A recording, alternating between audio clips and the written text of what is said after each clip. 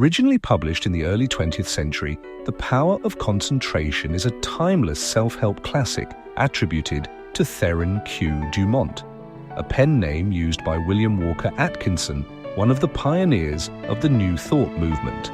This powerful book offers practical techniques for training the mind, developing intense focus, and unlocking the mental discipline needed to achieve success in all areas of life. Atkinson believed that the ability to concentrate is the foundation of personal power, and through daily practice, anyone can strengthen this ability to transform their destiny.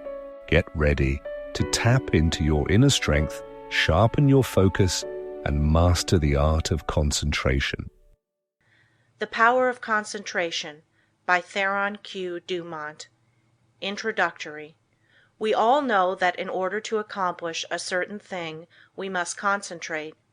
It is of the utmost value to learn how to concentrate. To make a success of anything, you must be able to concentrate your entire thought upon the idea you are working out. Do not become discouraged if you are unable to hold your thought on the subject very long at first. There are very few that can. It seems a peculiar fact that it is easier to concentrate on something that is not good for us than on something that is beneficial.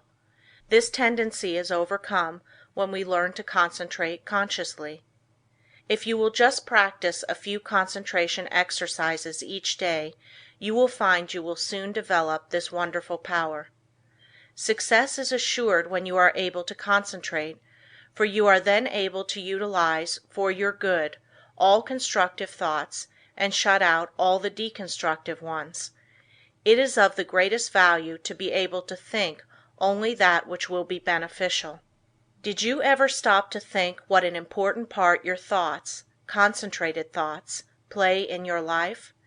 This book shows their far-reaching and all-abiding effects. These lessons you will find very practical. The exercises I have thoroughly tested. They are arranged so that you will notice an improvement from the very start, and this will give you encouragement. They point out ways in which you can help yourself. Man is a wonderful creature, but he must be trained and developed to be useful. A great work can be accomplished by every man if he can be awakened to do his very best. But the greatest man would not accomplish much if he lacked concentration and effort. Dwarfs can often do the work of giants when they are transformed by the almost magic power of great mental concentration.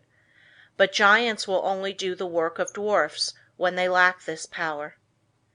We accomplish more by concentration than by fitness. The man that is apparently best suited for a place does not always fill it best.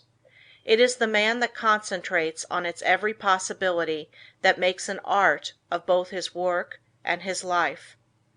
All your real advancement must come from your individual effort. This course of lessons will stimulate and inspire you to achieve success. It will bring you into perfect harmony with the laws of success. It will give you a firmer hold on your duties and responsibilities. The methods of thought concentration given in this work, if put into practice, will open up interior avenues that will connect you with the everlasting laws of being and their exhaustless foundation of unchangeable truth. As most people are very different, it is impossible to give instructions that will be of the same value to all. The author has endeavored in these lessons to awaken that within the soul which perhaps the book does not express.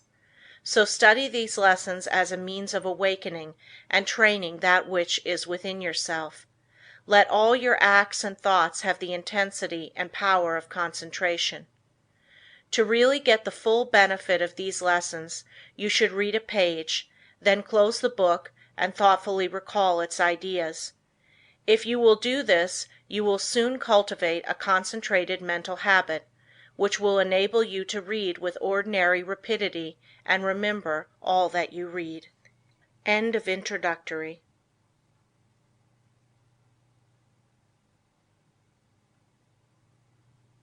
Love this kind of content?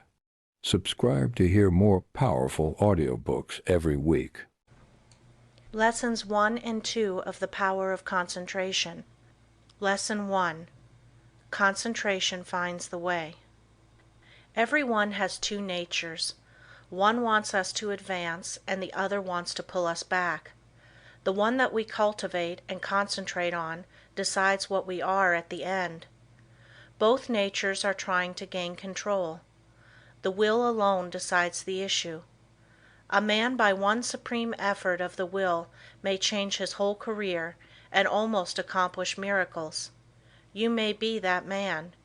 You can be, if you will to be, for will can find a way or make one. I could easily fill a book of cases where men plodding along in a matter-of-fact way were all at once aroused, and as if awakening from a slumber, they developed the possibilities within them, and from that time on were different persons. You alone can decide when the turning point will come. It is a matter of choice whether we allow our diviner self to control us, or whether we will be controlled by the brute within us. No man has to do anything he does not want to do. He is therefore the director of his life if he wills to be. What we are to do is the result of our training. We are like putty, and can be completely controlled by our willpower. Habit is a matter of acquirement. You hear people say, "He comes by this or that naturally, a chip off the old block," meaning that he is the only one doing what his parents did. This is quite often the case, but there is no reason for it, for a person can break a habit just the moment he masters the "I will." A man may have been a good-for-nothing all his life up to this very minute, but from this time on he begins to amount to something. Even old men have suddenly changed and accomplished wonders. "I lost my opportunity," says one. That may be true, but by sheer force of will we can find a way to bring us another opportunity. There is no truth in the saying that opportunity knocks at our door but once in a lifetime. The fact is, opportunity never seeks us. We must seek it. What usually turns out to be one man's opportunity was another man's loss. In this day, one man's brain is matched against another's. It is often the quickness of brain action that determines the result. One man thinks, "I will do it," but while he procrastinates, the other goes ahead and does the work. They both have the same opportunity. The one will complain of his lost chance, but it should teach him a lesson, and it will, if he is seeking the path that leads to success. Many persons read good books, but they say they do not get much good out of them. They do not realize that all any book or any lesson course can do is to awaken them to their possibilities, to stimulate them to use their willpower. You may teach a person from now until doomsday, but that person will only know what he learns himself. You can lead him to the fountain, but you can't make him drink. One of the most beneficial practices I know of is that of looking for the good in everyone and everything, for there is good in all things.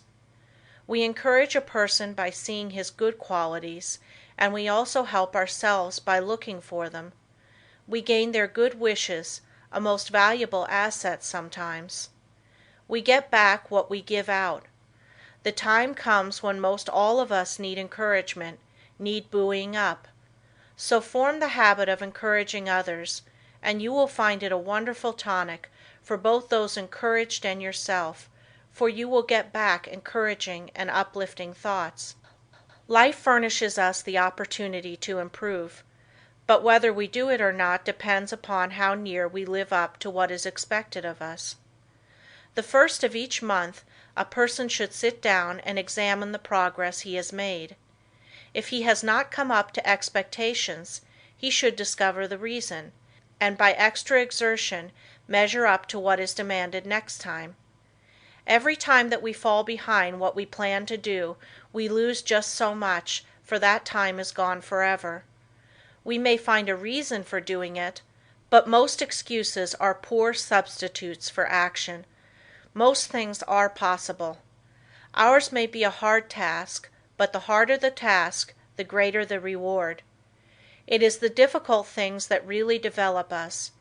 Anything that requires only a small effort utilizes very few of our faculties, and yields a scanty harvest of achievement. So do not shrink from a hard task, for to accomplish one of these will often bring us more good than a dozen lesser triumphs. I know that every man that is willing to pay the price can be a success. The price is not in money, but in effort. The first essential quality for success is the desire to do, to be something. The next thing is to learn how to do it. The next to carry it into execution. The man that is the best able to accomplish anything is the one with a broad mind, the man that has acquired knowledge, that may, it is true, be foreign to this particular case, but is nevertheless of some value in all cases. So the man that wants to be successful must be liberal. He must acquire all the knowledge that he can. He must be well posted not only in one branch of his business, but in every part of it. Such a man achieves success. The secret of success is to try always to improve yourself, no matter where you are or what your position. Learn all you can. Don't see how little you can do, but how much you can do. Such a man will always be in demand, for he establishes the reputation of being a hustler. There is always room for him because progressive firms never let a hustler leave their employment if they can help it. The man that reaches the top is the gritty, plucky, hard worker, and never the timid, uncertain, slow worker. An untried man is seldom put in a position of responsibility and power. The man selected is one that has done something, achieved results in some line, or taken the lead in his department. He is placed there because of his reputation of putting vigor and virility into his efforts, and because he has previously shown that he has pluck and determination. The man that is chosen at the crucial time is not usually a genius. He does not possess any more talent than others, but he has learned that results can only be produced by untiring, concentrated effort. That miracles in business do not just happen.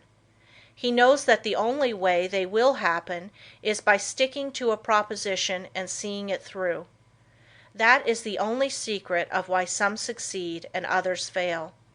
The successful man gets used to seeing things accomplished, and always feels sure of success. The man that is a failure gets used to seeing failure, expects it, and attracts it to him. It is my opinion that with the right kind of training, every man could be a success. It is really a shame that so many men and women, rich in ability and talent, are allowed to go to waste, so to speak. Some day I hope to see a millionaire philanthropist start a school for the training of failures. I'm sure he could not put his money to a better use. In a year's time the science of practical psychology could do wonders for him. He could have agencies on the lookout for men that had lost their grip on themselves, that had through indisposition weakened their will, that through some sorrow or misfortune had become discouraged. At first all they need is a little help to get them back on their feet, but usually they get a knock downwards instead. The result is that their latent powers never develop, and both they and the world are the losers. I trust that in the near future someone will heed the opportunity of using some of his millions in arousing men that have begun to falter.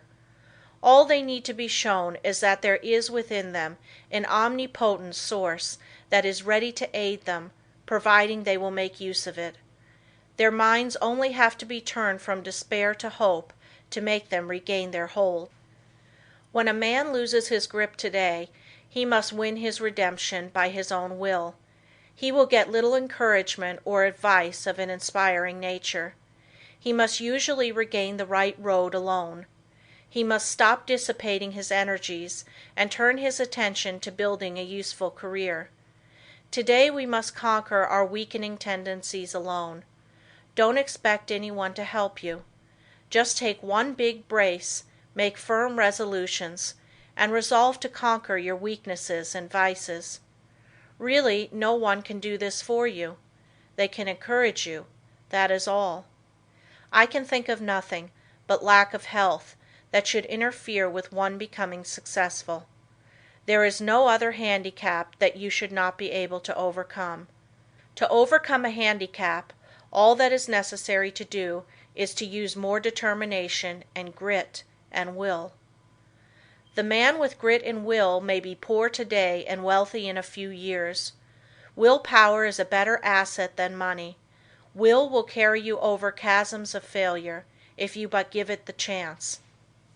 The men that have risen to the highest positions have usually had to gain their victories against big odds. Think of the hardships many of our inventors have gone through before they became a success. Usually they have been very much misunderstood by relatives and friends. Very often they did not have the bare necessities of life, yet by sheer determination and resolute courage they managed to exist somehow until they perfected their inventions, which afterwards greatly helped in bettering the condition of others. Everyone really wants to do something, but there are very few that will put forth the needed effort to make the necessary sacrifice to secure it. There is only one way to accomplish anything, and that is to go ahead and do it. A man may accomplish almost anything today if he just sets his heart on doing it and lets nothing interfere with his progress. Obstacles are quickly overcome by the man that sets out to accomplish his heart's desire. The bigger the man, the smaller the obstacle appears. The smaller the man, the greater the obstacle appears. Always look at the advantage you gain by overcoming obstacles, and it will give you the needed courage for their conquest. Do not expect that you will always have easy sailing. Parts of your journey are likely to be rough. Don't let the rough places put you out of commission. Keep on with the journey. Just the way you weather the storm shows what material you are made of. Never sit down and complain of the rough places, but think how nice the pleasant stretches were. View with delight the smooth plains that are in front of you. Do not let a setback stop you. Think of it as a mere incident that has to be overcome before you can reach your goal. Lesson 2. The Self-Mastery, Self-Direction Power of Concentration. Man from a psychological standpoint of development is not what he should be. He does not possess the self-mastery, the self-directing power of concentration that is his by right. He has not trained himself in a way to promote his self-mastery. Every balanced mind possesses the faculties whose chief duties are to engineer, direct, and concentrate the operations of the mind, both in a mental and physical sense. Man must learn to control not only his mind, but his bodily movements. When the controlling faculties, autonomic, are in an untrained condition, the impulses, passions, emotions, thoughts, actions, and habits of the person suffer from lack of regulation, and the procedure of mental concentration is not good, not because the mind is necessarily weak in the autonomic department of the faculties, but because the mind is not properly trained. When the self-regulating faculties are not developed, the impulses, appetites, emotions, and passions have full swing to do as they please, and the mind becomes impulsive, restless, emotional, and irregular in its action. This is what makes mental concentration poor. When the self-guiding faculties are weak in development, the person always lacks the power of mental concentration. Therefore, you cannot learn to concentrate until you develop those very powers that qualify you to be able to concentrate. So if you cannot concentrate, one of the following is the cause. 1. Deficiency of the motor centers. 2. An impulsive and emotional mind. 3. An untrained mind. The last fault can soon be removed by systematic practice. It is the easiest to correct. The impulsive and emotional state of mind can best be corrected by restraining anger, passion and excitement, hatred, strong impulses, intense emotions, fretfulness, etc. It is impossible to concentrate when you are in any of these excited states. These can be naturally decreased by avoiding such food and drinks as have nerve-weakening or stimulating influences, or a tendency to stir up the passions, the impulses, and the emotions. It is a very good practice to watch and associate with those persons that are steady, calm, controlled, and conservative. Correcting the deficiency of the motor centers is harder because as the person's brain is undeveloped, he lacks willpower. To cure this takes some time. Persons so afflicted may benefit by reading and studying my course, The Master Mind, to be published by Advanced Thought Publishing Corporation, Chicago, Illinois. Many have the idea that when they get into a negative state, they are concentrating, but this is not so. They may be meditating, though not concentrating. Those that are in a negative state a good deal of the time cannot, as a rule, concentrate very well. They develop instead abstraction of the mind, or absence of mind.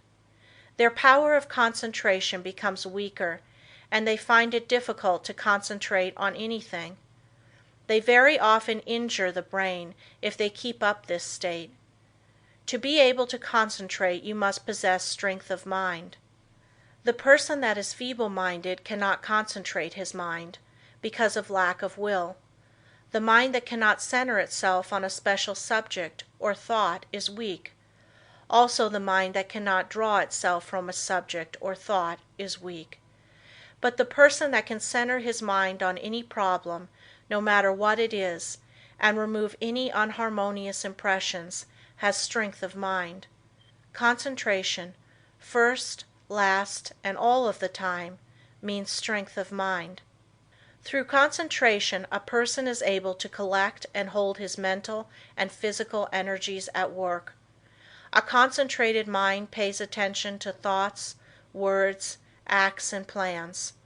The person who allows his mind to roam at will never accomplish a great deal in the world.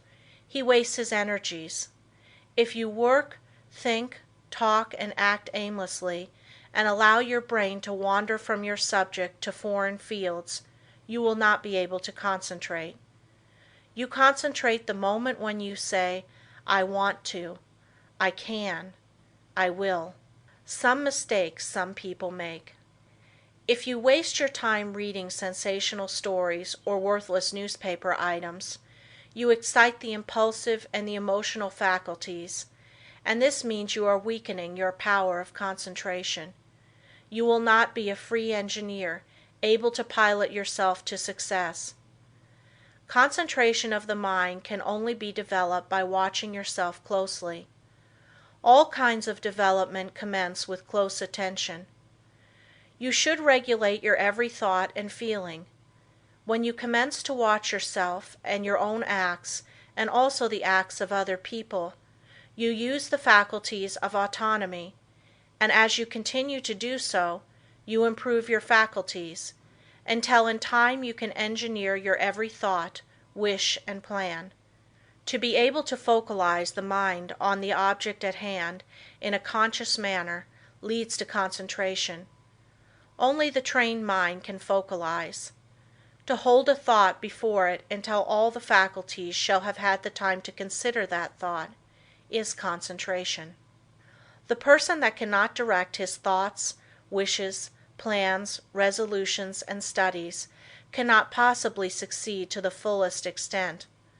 The person that is impulsive one moment and calm the next has not the proper control over himself. He is not a master of his mind, nor of his thoughts, feelings, and wishes. Such a person cannot be a success. When he becomes irritated, he irritates others and spoils all chances of any concern doing their best. But the person that can direct his energies and hold them at work in a concentrated manner controls his every work and act, and thereby gains the power to control others. He can make his every move serve a useful end and every thought a noble purpose. In this day, the man that gets excited and irritable should be looked upon as an undesirable person. The person of good breeding now speaks with slowness and deliberation. He is cultivating more and more of a reposeful attitude. He is consciously attentive and holds his mind to one thing at a time. He shuts out everything else. When you are talking to anyone, give him your sole and undivided attention. Do not let your attention wander or be diverted. Give no heed to anything else, but make your will and intellect act in unison. Start out in the morning and see how self-poised you can remain all day. At times take an inventory of your actions during the day and see if you have kept your determination. If not, see that you do tomorrow. The more self-poised you are, the better will your concentration be. Never be in too much of a hurry, and remember, the more you improve your concentration, the greater are your possibilities. Concentration means success, because you are better able to govern yourself and centralize your mind. You become more in earnest in what you do, and this almost invariably improves your chances for success. When you are talking to a person, have your own plans in mind.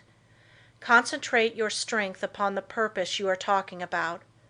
Watch his every move, but keep your own plans before you. Unless you do, you will waste your energy and not accomplish as much as you should. I want you to watch the next person you see that has the reputation of being a strong character, a man of force. Watch and see what a perfect control he has over his body. Then I want you to watch just an ordinary person. Notice how he moves his eyes, arms, fingers. Notice the useless expenditure of energy. These movements all break down the vital cells and lessen the person's power in vital and nerve directions. It is just as important for you to conserve your nerve forces as it is the vital forces. As an example, we see an engine going along the track very smoothly. Someone opens all the valves and the train stops. It is the same with you. If you want to use your full amount of steam, you must close your valves and direct your power of generating mental steam toward one end. Center your mind on one purpose, one plan, one transaction. There is nothing that uses up nerve force so quickly as excitement. This is why an irritable person is never magnetic. He is never admired or loved. He does not develop those finer qualities that a real gentleman possesses. Anger, sarcasm, and excitement weaken a person in this direction. The person that allows himself to get excited will become nervous in time, because he uses up his nerve forces and his vital energies. The person that cannot control himself and keep from becoming excited cannot concentrate.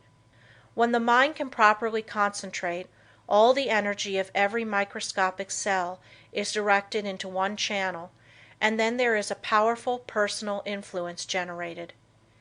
Everyone possesses many millions of little trembling cells, and each one of these has a center where life and energy are stored up and generated. If this energy is not wasted but conserved and controlled, this person is influential, but when it is the opposite, he is not influential or successful. Just as it is impossible for a steam engine to run with all its valves open, so it is impossible for you to waste your energy and run at your top speed. Each neuron in the gray layers of the brain is a psychic center of thought and action. Each one is pulsating in intelligent force of some kind. And when this force, your thoughts and motions, are kept in check by a conservative, systematic, and concentrated mind, the result will be magnetism, vitality, and health. The muscles, bones, ligaments, feet, hands and nerves, etc., are agents for carrying out the mandates of the mind. The sole purpose of the volitional faculties is to move the physical mechanism as the energy travels along the wires of nerves and muscles.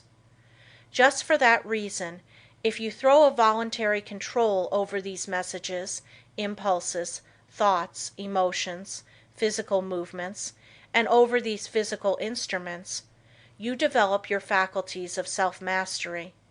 And to the extent you succeed here, in proportion will you develop the power of concentration. Any exercise or work that excites the mind, stimulates the senses, calls the emotions and appetites into action, confuses, terrifies, or emotionalizes, weakens the power of concentration. This is why all kind of excitement is bad. This is the reason why persons who drink strong drinks, who allow themselves to get into fits of temper, who fight, who eat stimulating food, who sing and dance and thus develop their emotions, who are sudden, vehement, and emotional, lack the power to concentrate. But those whose actions are slower and directed by their intelligence develop concentration. Sometimes dogmatic, willful, excitable persons can concentrate, but it is spasmodic, erratic concentration instead of controlled and uniform concentration. Their energy works by spells. Sometimes they have plenty, other times very little. It is easily excited, easily wasted. The best way to understand it is to compare it with the discharge of a gun. If the gun goes off when you want it to, it accomplishes the purpose. But if it goes off before you are ready for it, you will not only waste ammunition, but it is also likely to do some damage. That is just what most persons do. They allow their energy to explode, thus not only wasting it, but endangering others. They waste their power, their magnetism, and so injure their chance of success. Such persons are never well liked, and never will be until they gain control over themselves. It will be necessary for them to practice many different kinds of concentration exercises, and to keep them up for some time. They must completely overcome their sudden, erratic thoughts, and regulate their emotions and movements. They must from morning to night train the mind to be steady and direct, and keep the energies at work. The lower area of the brain is the storehouse of the energy. Most all persons have the dynamic energy they need if they would concentrate on it. They have the machine, but they must also have the engineer, or they will not go very far. The engineer is the self-regulating, directing power. The person that does not develop his engineering qualities will not accomplish much in life. The good engineer controls his every act. All work assists in development. By what you do, you either advance or degenerate. This is a good idea to keep always in mind. When you are uncertain whether you should do something or not, just think whether by doing it you will grow or deteriorate, and act accordingly. I am a firm believer in work when you work and play when you play. When you give yourself up to pleasure, you can develop concentration by thinking of nothing else but pleasure. When your mind dwells on love, think of nothing but this, and you will find you can develop a more intense love than you ever had before. When you concentrate your mind on the you, or real self, and its wonderful possibilities, you develop concentration and a higher opinion of yourself. By doing this systematically, you develop much power, because you cannot be systematic without concentrating on what you are doing. When you walk out into the country and inhale the fresh air, studying vegetation, trees, etc., you are concentrating. When you see that you are at your place of business at a certain time each morning, you are developing steadiness of habit and becoming systematic. If you form the habit of being on time one morning, a little late the next, and still later the following one, you are not developing concentration. But whenever you fix your mind on a certain thought and hold your mind on it at successive intervals, you develop concentration. If you hold your mind on some chosen object, you centralize your attention, just like the lens of the camera centralizes on a certain landscape. Therefore, always hold your mind on what you are doing, no matter what it is. Keep a careful watch over yourself, for unless you do, your improvement will be very slow. Practice inhaling long, deep breaths, not simply for the improvement of health, although that is no small matter, but also for the purpose of developing more power, more love, more life.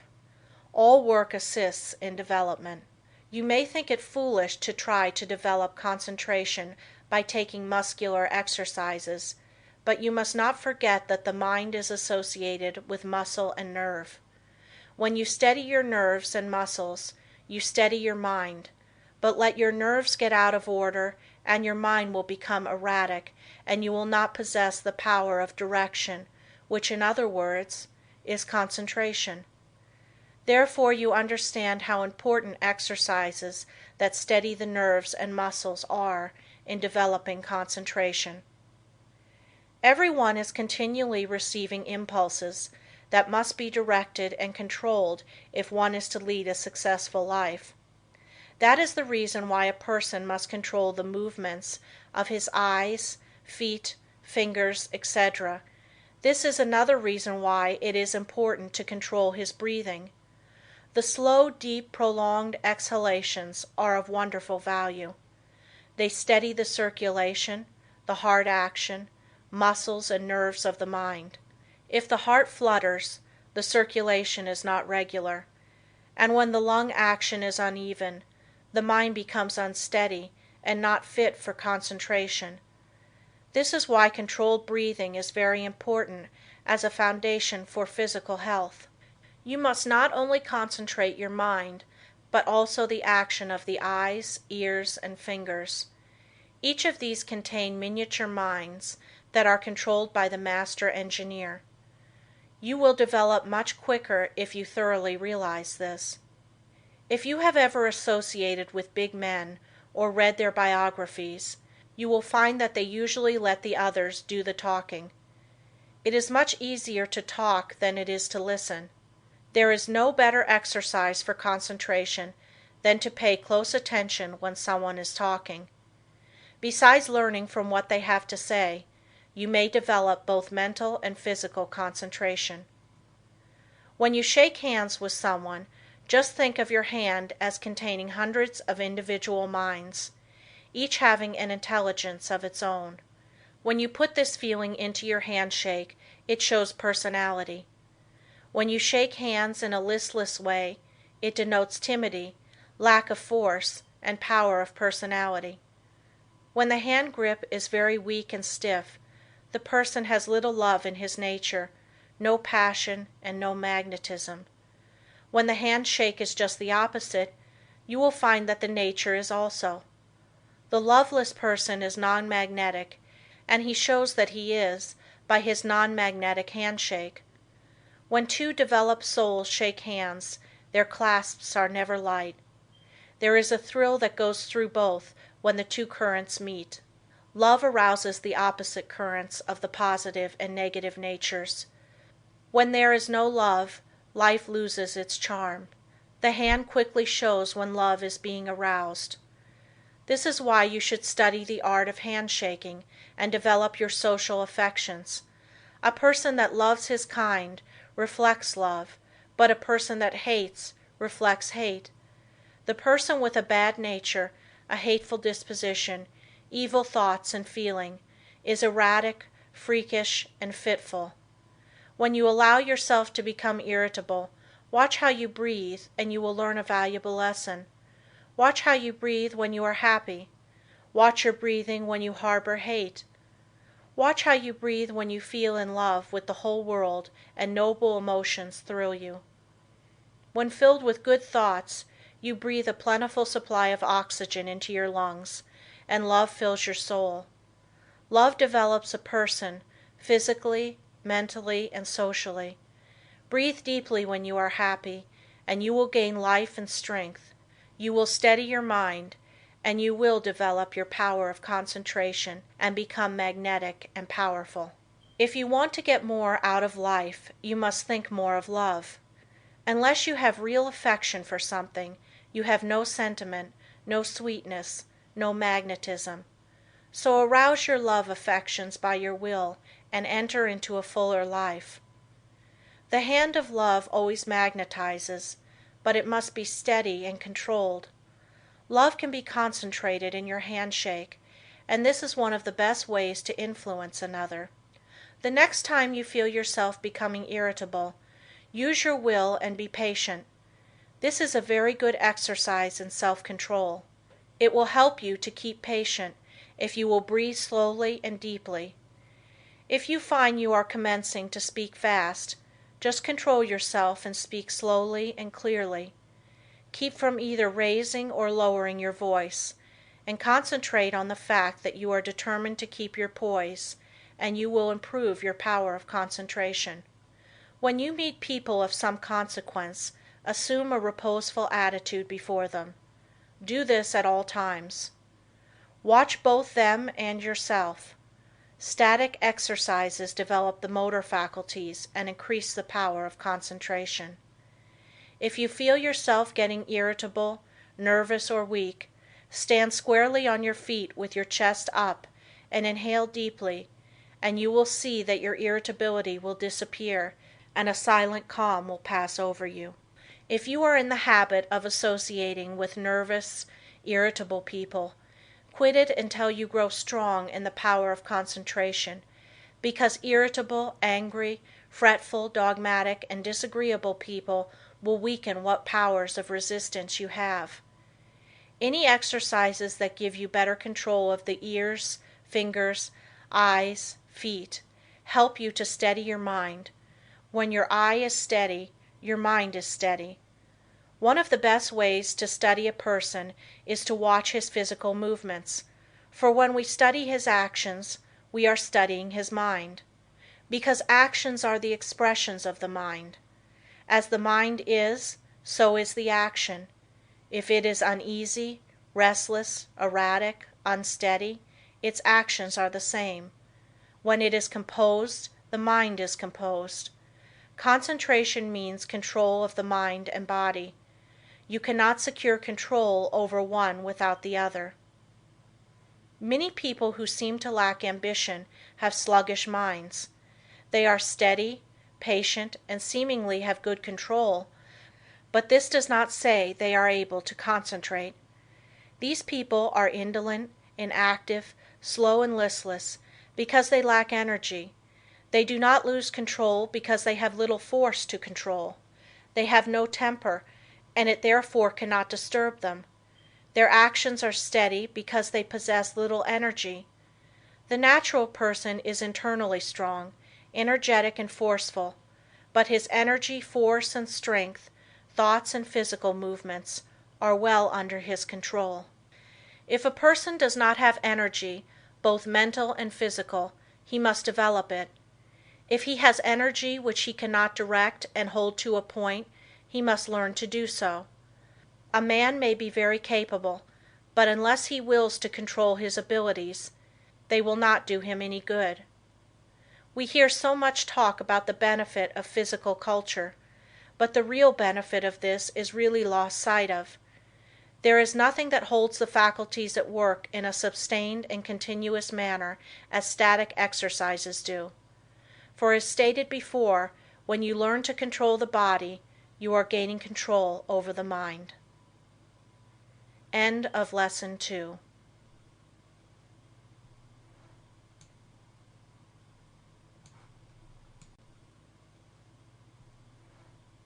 If you enjoyed timeless wisdom like this, consider subscribing for more audiobooks just like it.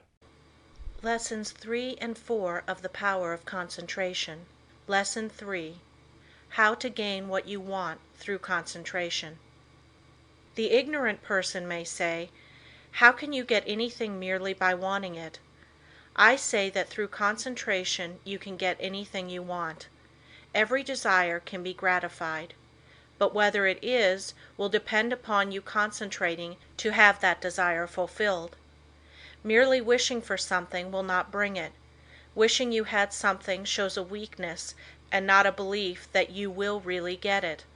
So never merely wish, as we are not living in a fairy age. You use up just as much brain force in vain imaginings as you do when you think of something worthwhile. Be careful of your desires. Make a mental picture of what you want and set your will to this until it materializes. Never allow yourself to drift without helm or rudder.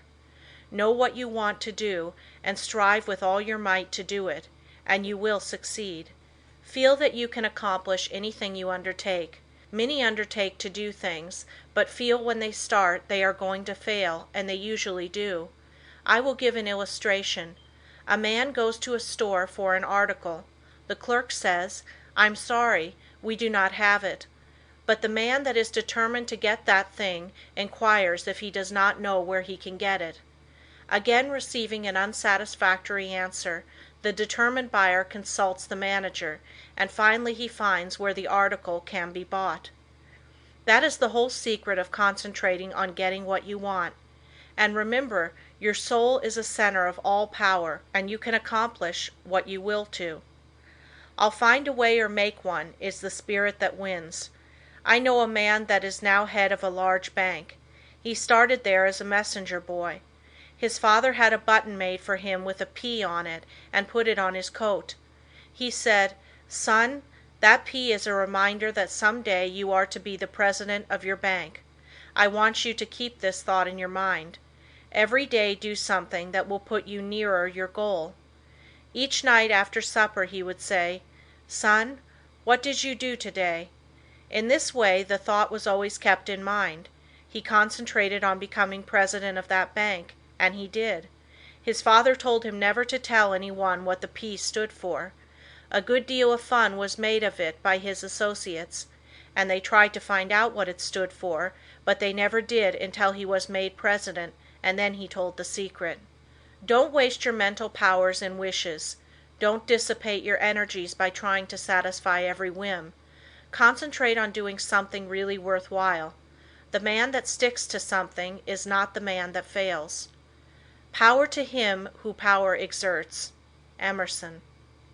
Success today depends largely on concentrating on the interior law of force, for when you do this you awaken those thought powers or forces which when used in business ensures permanent results. Until you are able to do this you have not reached your limit in the use of your forces. This great universe is interwoven with myriads of forces. You make your own place, and whether it is important depends upon you. Through the indestructible and unconquerable law you can in time accomplish all right things, and therefore do not be afraid to undertake whatever you really desire to accomplish and are willing to pay for in effort. Anything that is right is possible. That which is necessary will inevitably take place.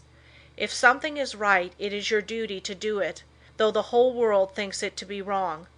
God and one are always a majority, or in plain words, that omnipotent interior law which is God, and the organism that represents you, is able to conquer the whole world if your cause is absolutely just. Don't say, "I wish I was a great man."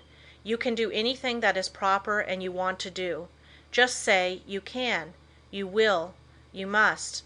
Just realize this and the rest is easy. You have the latent faculties and forces to subdue anything that tries to interfere with your plans. Let the troubles and responsibilities of life come thick and fast. I am ready for them. My soul is unconquerable. I represent the infinite law of force, or of all power. This God within is my all-sufficient strength and ever-present help in time of trouble. The more difficulties, the greater its triumphs through me. The harder my trials, the faster I go in the development of my inherent strength. Let all else fail me. This interior reliance is all-sufficient. The right must prevail. I demand wisdom and power to know and follow the right. My higher self is all-wise. I now draw nearer to it. Lesson 4. Concentration, the silent force that produces results in all business. I want you first to realize how powerful thought is. A thought of fear has turned a person's hair gray in a night. A prisoner condemned to die was told that if he would consent to an experiment and live through it, he would be freed. He consented. They wanted to see how much blood a person could lose and still live. They arranged that blood would apparently drop from a cut made in his leg. The cut made was very slight, from which practically no blood escaped. The room was darkened, and the prisoner thought the dropping he heard was really coming from his leg. The next morning he was dead through mental fear. The two above illustrations will give you a little idea of the power of thought. To thoroughly realize the power of thought is worth a great deal to you. Through concentrated thought power you can make yourself whatever you please. By thought you can greatly increase your efficiency and strength. You are surrounded by all kinds of thoughts, some good, others bad, and you are sure to absorb some of the latter if you do not build up a positive mental attitude. If you will study the needless moods of anxiety, worry, despondency, discouragement, and others that are the result of uncontrolled thoughts, you will realize how important the control of your thoughts are. Your thoughts make you what you are. When I walk along the street and study the different people's faces, I can tell how they spent their lives. It all shows in their faces, just like a mirror reflects their physical countenances. In looking in those faces, I cannot help thinking how most of the people you see have wasted their lives. The understanding of the power of thought will awaken possibilities within you that you never dreamed of. Never forget that your thoughts are making your environment, your friends, and as your thoughts change, these will also. Is this not a practical lesson to learn? Good thoughts are constructive, evil thoughts are destructive. The desire to do right carries with it a great power. I want you to thoroughly realize the importance of your thoughts and how to make them valuable, to understand that your thoughts come to you over invisible wires and influence you. If your thoughts are of a high nature, you become connected with people of the same mental caliber, and you are able to help yourself. If your thoughts are tricky, you will bring tricky people to deal with you, who will try to cheat you. If your thoughts are right kind, you will inspire confidence in those with whom you are dealing. As you gain the goodwill of others, your confidence and strength will increase. You will soon learn the wonderful value of your thoughts and how serene you can become even when circumstances are the most trying. Such thoughts of right and goodwill bring you into harmony with people that amount to something in the world and that are able to give you help if you should need it, as nearly everyone does at times.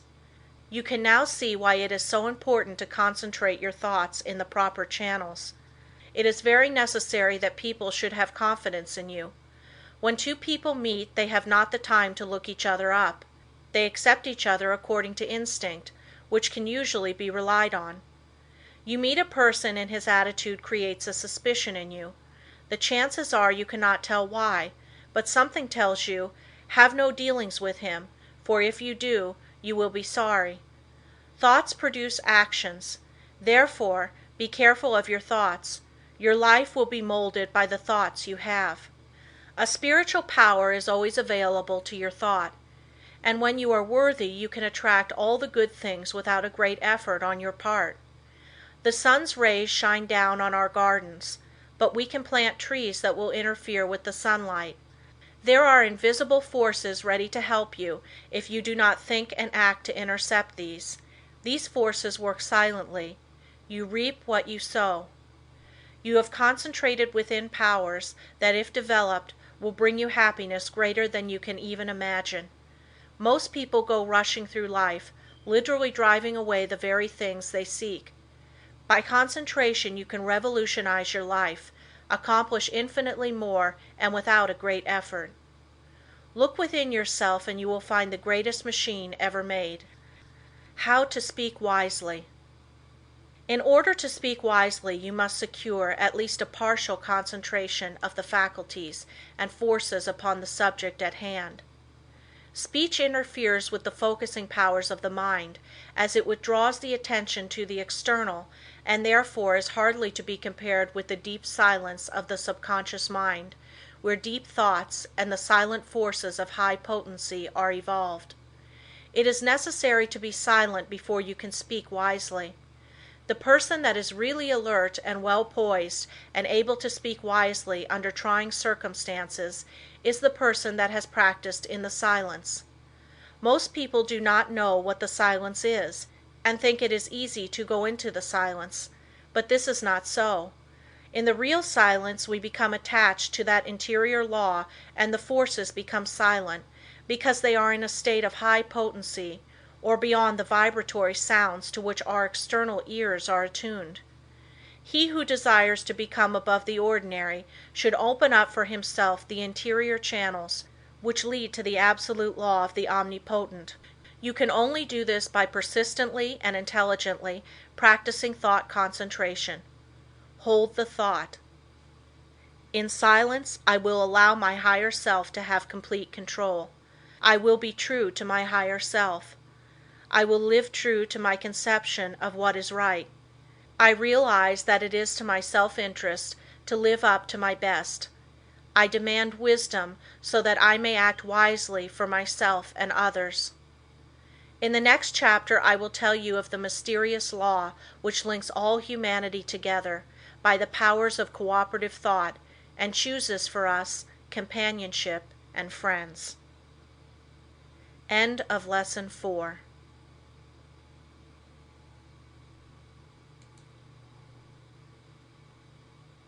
Love this kind of content? Subscribe to hear more powerful audiobooks every week. Lessons 5 and 6 of The Power of Concentration. Lesson 5. How concentrated thought links all humanity together. It is within your power to gratify your every wish. Success is the result of the way you think. I will show you how to think to be successful. The power to rule and attract success is within yourself. The barriers that shut these off from you are subject to your control. You have unlimited power to think, and this is the link that connects you with your omniscient source. Success is the result of certain moods of mind or ways of thinking. These moods can be controlled by you and produced at will. You have been evolved to what you are from a lowly atom because you possess the power to think. This power will never leave you, but will keep urging you on until you reach perfection. As you evolve, you create new desires, and these can be gratified. The power to rule lies within you. The barriers that keep you from ruling are also within you. These are the barriers of ignorance. Concentrated thought will accomplish seemingly impossible results and make you realize your fondest ambitions. At the same time that you break down barriers of limitation, new ambitions will be awakened. You begin to experience conscious thought constructions. If you will just realize that through deep concentration you become linked with thoughts of omnipotence, you will kill out entirely your belief in your limitations, and at the same time will drive away all fear and other negative and destructive thought forces which constantly work against you. In the place of these you will build up a strong assurance that your every venture will be successful. When you learn thus how to concentrate and reinforce your thought, you control your mental creations. They in turn help to mold your physical environment, and you become the master of circumstances and the ruler of your kingdom. It is just as easy to surround your life with what you want as it is with what you don't want. It is a question to be decided by your will. There are no walls to prevent you from getting what you want, providing you want what is right. If you choose something that is not right, you are in opposition to the omnipotent plans of the universe and deserve to fail. But if you will base your desires on justice and goodwill, you avail yourself of the helpful powers of universal currents, and instead of having a handicap to work against, can depend upon ultimate success, though the outward appearances may not at first be bright. Never stop to think of temporary appearances, but maintain an unfaltering belief in your ultimate success. Make your plans carefully, and see that they are not contrary to the idea of universal justice. The main thing for you to remember is to keep at bay the destructive and opposing forces of fear and anger and their satellites. There is no power so great as the belief which comes from the knowledge that your thought is in harmony with the divine law of thought and the sincere conviction that your cause is right. You may be able seemingly to accomplish results for a time even if your cause is unjust, but the results will be temporary, and in time you will have to tear down your thought edifice and build on the true foundation of right. Plans that are not built on truth produce discordant vibrations and are therefore self-destructive. Never try to build until you can build right. It is a waste of time to do anything else. You may temporarily put aside your desire to do right, but its true vibrations will interfere with your unjust plans until you are forced back into righteous paths of power. All just causes succeed in time, though temporarily they may fail. So if you should face the time when everything seems against you, quiet your fears, drive away all destructive thoughts, and uphold the dignity of your moral and spiritual life. Where there is a will, there is a way. The reason this is so is that the will can make a way if given the chance to secure the assistance of aiding forces. The more it is developed, the higher the way to which it will lead. When everything looks gloomy and discouraging, then is the time to show what you are made of by rejoicing that you can control your moods by making them as calm, serene, and bright as if prosperity were yours. Be faithful in sowing the thought seeds of success, and perfect trust that the sun will not cease to shine and bring a generous harvest in one season. It is not always necessary to think of the success of a venture when you are actually engaged in it. For when the body is inactive, the mind is most free to catch new ideas that will further the opportunity you are seeking. When you are actually engaged in doing something, you are thinking in the channels you have previously constructed, and the work does not have to be done over again. When you are in a negative mood, the intuitions are more active, for you are not then controlling your thoughts by the will. Everything we do should have the approval of the intuition. When you are in a negative mood you attract thoughts of similar nature through the law of affinity. That is why it is so important to form thoughts of a success nature to attract similar ones. If you have never made a study of this subject, you may think this is all foolishness, but it is a fact that there are thought currents that unerringly bring thoughts of a similar nature. Many persons who think of failure actually attract failure by their worries, their anxieties, their overactivity. These thoughts are bound to bring failure. When you once learn the laws of thought and think of nothing but good, truth, success, you will make more progress with less effort than you ever made before. There are forces that can aid the mind that are hardly dreamed of by the average person. When you learn to believe more in the value of thought and its laws, you will be led aright and your business gains will multiply. The following method may assist you in gaining better thought control. If you are unable to control your fears, just say to your faulty determination, "Do not falter or be afraid, for I am not really alone. I am surrounded by invisible forces that will assist me to remove the unfavorable appearances." Soon you will have more courage. The only difference between the fearless man and the fearful one is in his will, his hope. So if you lack success, believe in it, hope for it, claim it. You can use the same method to brace up your thoughts of desire, aspiration, imagination, expectation, ambition, understanding, trust, and assurance. If you get anxious, angry, discouraged, undecided, or worried, it is because you are not receiving the cooperation of the higher powers of your mind. By your will you can so organize the powers of the mind that your moods change only as you want them to, instead of as how circumstances affect you. I was recently asked if I advised concentrating on what you eat, or what you see while walking. My reply was that no matter what you may be doing, when in practice, think of nothing else but that act at that time. The idea is to be able to control your unimportant acts, otherwise you set up a habit that will be hard to overcome, because your faculties have not been in the habit of concentrating. Your faculties cannot be disorganized one minute and organized the next. If you allow the mind to wander while you are doing small things, it will be likely to get into mischief and make it hard to concentrate on the important act when it comes. The man that is able to concentrate is the happy, busy man. Time does not drag with him. He always has plenty to do. He does not have time to think over past mistakes, which would make him unhappy. If despite our discouragement and failures we claim our great heritage, life and truth and force, like an electric current, will permeate our lives until we enter into our birthright in eternity. The will does not act with clearness, decision, and promptness unless it is trained to do so. There are comparatively few that really know what they are doing every minute of the day. This is because they do not observe with sufficient orderliness and accuracy to know what they are doing. It is not difficult to know what you are doing all the time, if you will just practice concentration with a reposeful deliberation, and train yourself to think clearly, promptly, and decisive.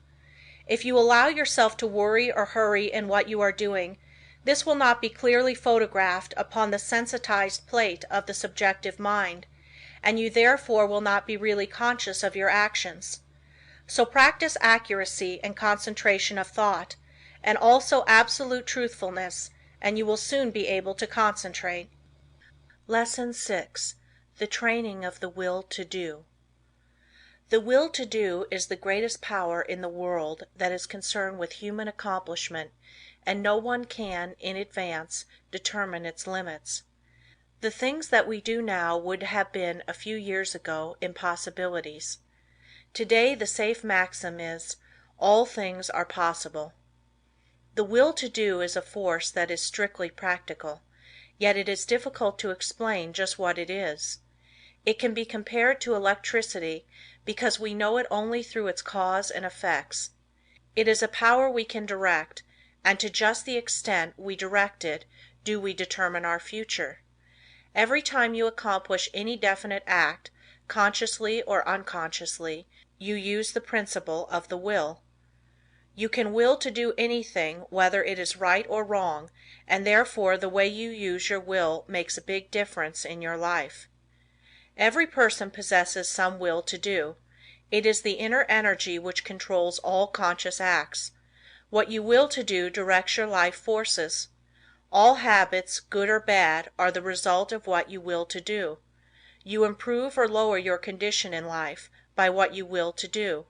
Your will has a connection with all avenues of knowledge, all activities, all accomplishment.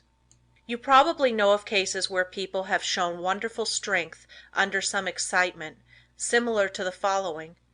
The house of a farmer's wife caught on fire. No one was around to help her move anything. She was a frail woman and ordinarily was considered weak. On this occasion she removed things from the house that it later took 3 men to handle. It was the will to do that she used to accomplish her task.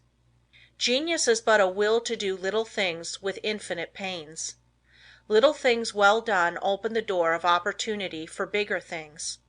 The will accomplishes its greater results through activities that grow out of great concentration in acquiring the power of voluntary attention to such an extent that we can direct it where we will, and hold it steadily to its task until our aim is accomplished.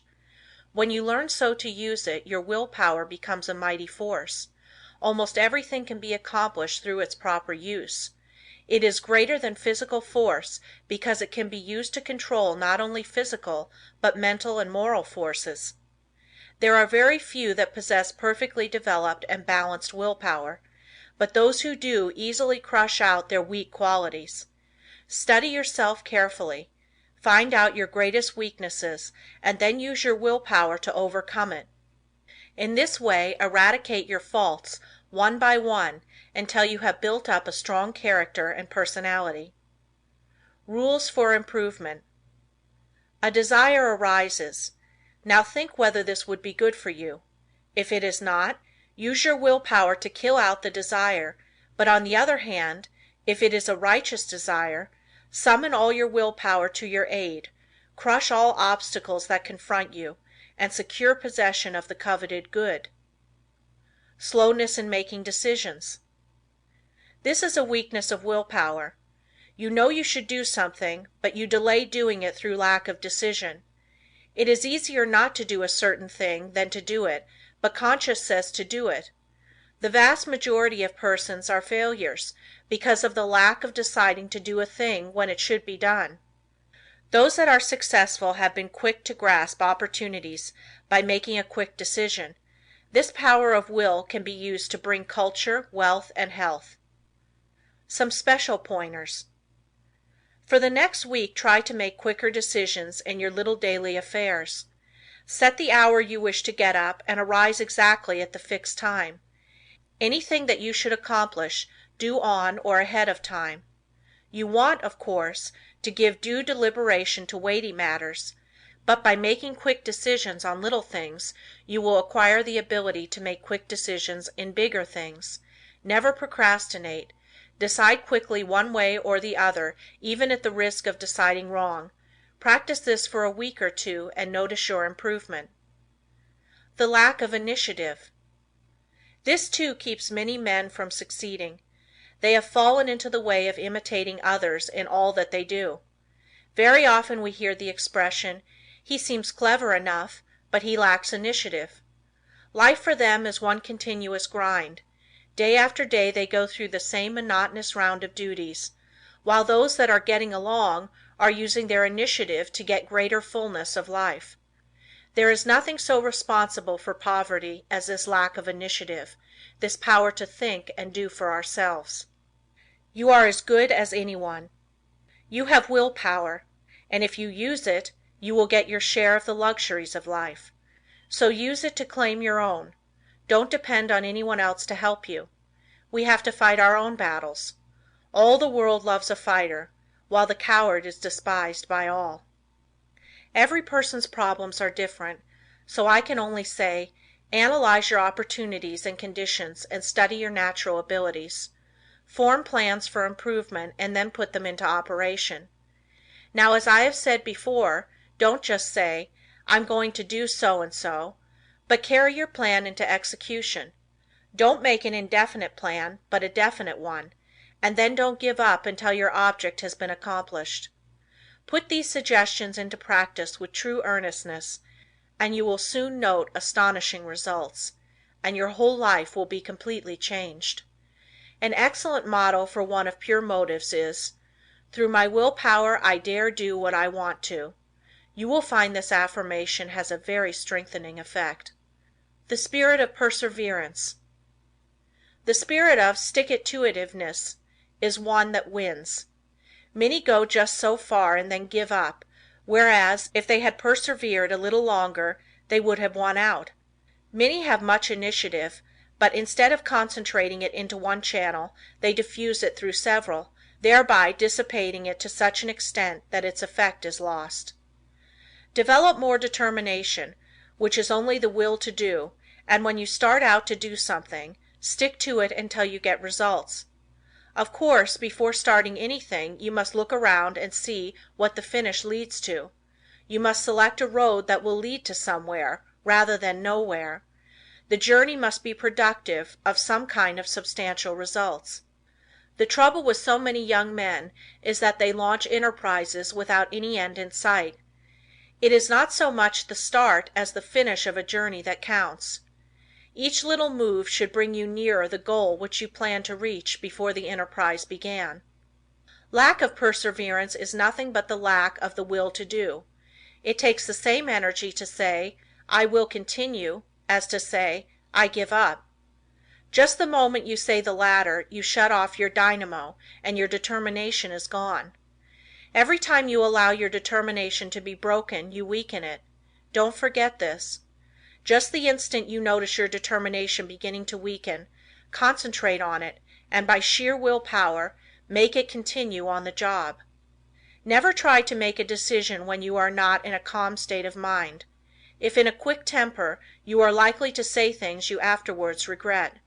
In anger, you follow impulse rather than reason. No one can expect to achieve success if he makes decisions when not in full control of his mental forces. Therefore, make it a fixed rule to make decisions only when at your best. If you have a quick temper, you can quickly gain control over it by simple rule of counting backwards. To count backwards requires concentration, and you thus quickly regain a calm state. In this way you can break the temper habit. It will do you a lot of good to think over what you said and thought the last time you were angry. Persevere until you see yourself as others see you. It would do no harm to write the scene out in story form and then sit in judgment of the character that played your part. Special instructions to develop the will to do. This is a form of mental energy, but requires the proper mental attitude to make it manifest. We hear of people having wonderful willpower, which is really wrong. It should be said that they use their willpower, while with many it is a latent force. I want you to realize that no one has a monopoly on willpower. There is plenty for all. What we speak of as willpower is but the gathering together of mental energy, the concentration power at one point. So never think of that person as having a stronger will than yours. Each person will be supplied with just that amount of willpower that he demands. You don't have to develop willpower if you constantly make use of all you have, and remember the way in which you use it determines your fate, for your life is molded to a great extent by the use you make of your will. Unless you make proper use of it, you have neither independence nor firmness. You are unable to control yourself and become a mere machine for others to use. It is more important to learn to use your will than to develop your intellect. The man that has not learned how to use his will rarely decides things for himself, but allows his resolutions to be changed by others. He fluctuates from one opinion to another, and of course does not accomplish anything out of the ordinary, while his brother with the trained will takes his place among the world's leaders. End of Lesson 6.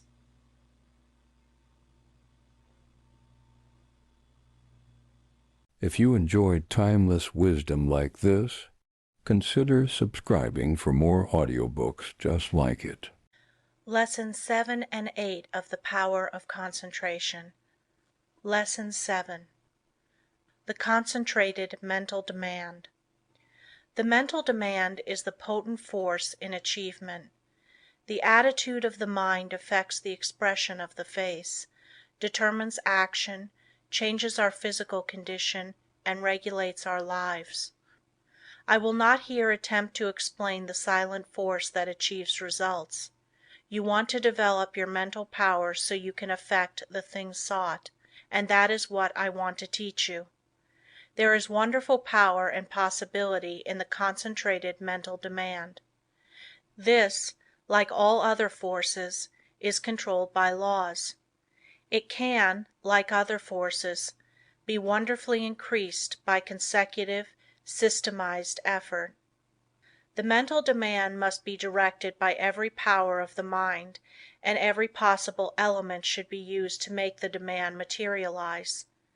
You can so intently desire a thing that you can exclude all distracting thoughts. When you practice this singleness of concentration until you attain the end sought, you have developed a will capable of accomplishing whatever you wish. As long as you can only do the ordinary things, you will be counted in the mass of mediocrity. But just as quick as you surpass others by even comparatively small measure, you are classed as one of life's successes. So if you wish to emerge into prominence, you must accomplish something more than the ordinary man or woman. It is easy to do this if you will but concentrate on what you desire and put forth your best effort. It is not the runner with the longest legs or the strongest muscles that wins the race, but the one that can put forth the greatest desire force. You can best understand this by thinking of an engine. The engine starts up slowly, the engineer gradually extending the throttle to the top notch. It is then keyed up to its maximum speed. The same is true of two runners. They start off together and gradually they increase their desire to go faster. The one that has the greatest intensity of desire will win. He may outdistance the other by only a fraction of an inch, yet he gets the laurels. The men that are looked upon as the world's successes have not always been men of great physical power, nor at the start did they seem very well adapted to the conditions which encompassed them. In the beginning they were not considered men of superior genius, but they won their success by their resolution to achieve results in their undertakings, by permitting no setback to dishearten them, no difficulties to daunt them. Nothing could turn them or influence them against their determination. They never lost sight of their goal. In all of us there is this silent force of wonderful power. If developed, it can overcome conditions that would seem insurmountable. It is constantly urging us on to greater achievement. The more we become acquainted with it, the better strategists we become, the more courage we develop, and the greater the desire within us for self-expression in activity along many lines. No one will ever be a failure if he becomes conscious of this silent force within that controls his destiny. But without the consciousness of this inner force, you will not have a clear vision, and external conditions will not yield to the power of your mind. It is the mental resolve that makes achievement possible. Once this has been formed, it should never be allowed to cease, to press its claim until its object is attained. To make plans work out, it will, at times, be necessary to use every power of your mind.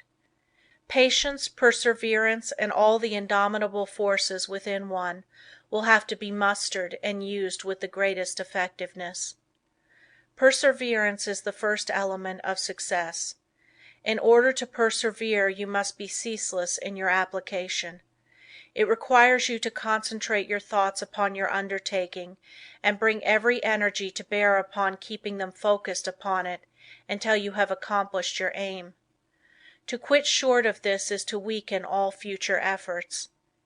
The mental demand seems an unreal power because it is intangible, but it is the mightiest power in the world. It is a power that is free for you to use. No one can use it for you. The mental demand is not a visionary one. It is a potent force, which you can use freely without cost. When you are in doubt, it will counsel you. It will guide you when you are uncertain. When you are in fear, it will give you courage. It is the motive power which supplies the energies necessary to the achievement of the purpose. You have a large storehouse of possibilities.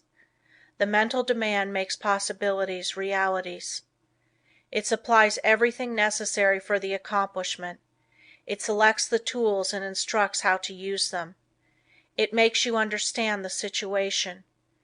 Every time you make a mental demand, you strengthen the brain centers by drawing to you external forces. Few realize the power of a mental demand. It is possible to make your demand so strong that you can impart what you have to say to another without speaking to him. Have you ever, after planning to discuss a certain matter with a friend, had the experience of having him broach the subject before you had a chance to speak of it? Have you ever, in a letter, made a suggestion to a friend that he carried out before your letter reached him? Have you ever wanted to speak to a person who, just then walked in or telephoned? I have had many such responses to thought, and you and your friends have doubtless experienced them too. These two things are neither coincidences nor accidents, but are the results of mental demand launched by strong concentration. The person that never wants anything gets little. To demand resolutely is the first step toward getting what you want. The power of the mental demand seems absolute, the supply illimitable. The mental demand projects itself and causes to materialize the conditions and opportunities needed to accomplish the purpose. Do not think I overestimate the value of the mental demand. It brings the fuller life if used for only righteous purposes. Once the mental demand is made, however, never let it falter. If you do, the current that connects you with your desire is broken. Take all the necessary time to build a firm foundation, so that there need not be even an element of doubt to creep in. Just the moment you entertain doubt you lose some of the demand force, and force once lost is hard to regain. So whenever you make a mental demand, hold steadfastly to it until your need is supplied. I want to repeat again that power of mental demand is not a visionary one. It is concentrated power only, and can be used by you. It is not supernatural power, but requires a development of the brain centers. The outcome is sure when it is given with a strong, resolute determination. No person will advance to any great extent unless he recognizes this force within him. If you have not become aware of it, you have not made very much of a success of your life. It is this something that distinguishes that man from other men. It is this subtle power that develops strong personality. If you want a great deal you must demand a great deal. Once you make your demand, anticipate its fulfillment. It depends upon us. We are rewarded according to our efforts. The power of mental demand can bring us what we want. We become what we determine to be. We control our destiny. Get the right mental attitude, then in accordance with your ability, you can gain success.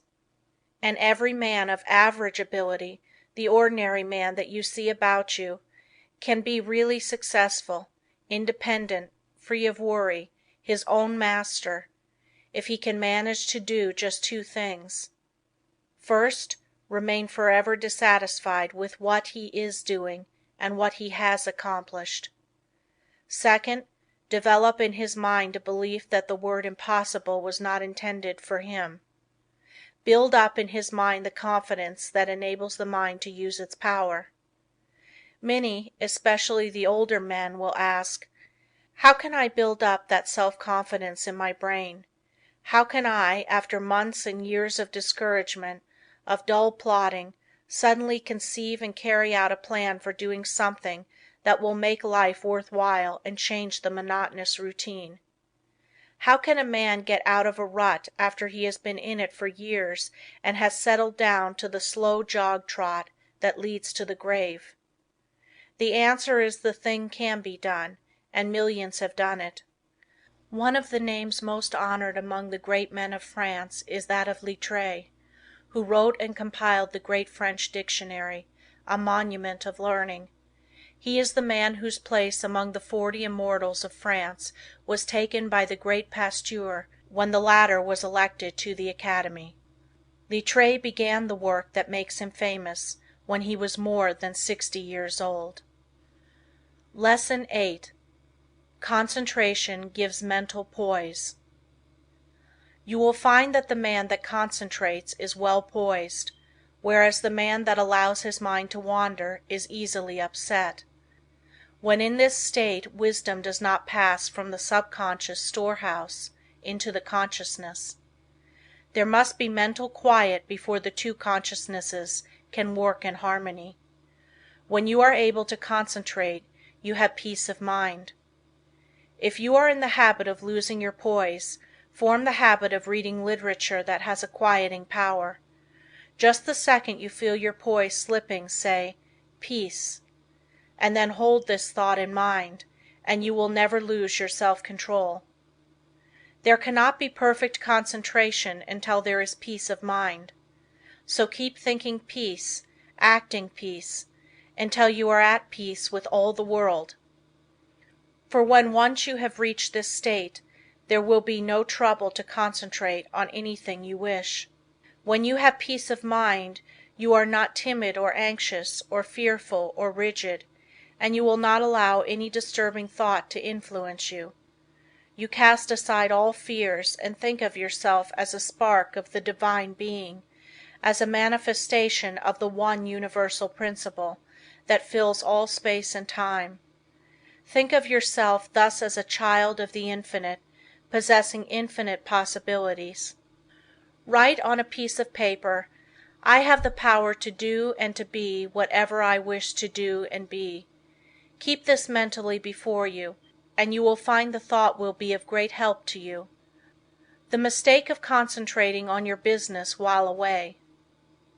In order to be successful today, you must concentrate, but don't become a slave to concentration, and carry your business cares home. Just as sure as you do, you will be burning the life forces at both ends, and the fire will go out much sooner than was intended. Many men become so absorbed in their business that when they go to church they do not hear the preacher because their minds are on their business. If they go to the theater they do not enjoy it because their business is on their minds. When they go to bed they think about business instead of sleep, and wonder why they don't sleep.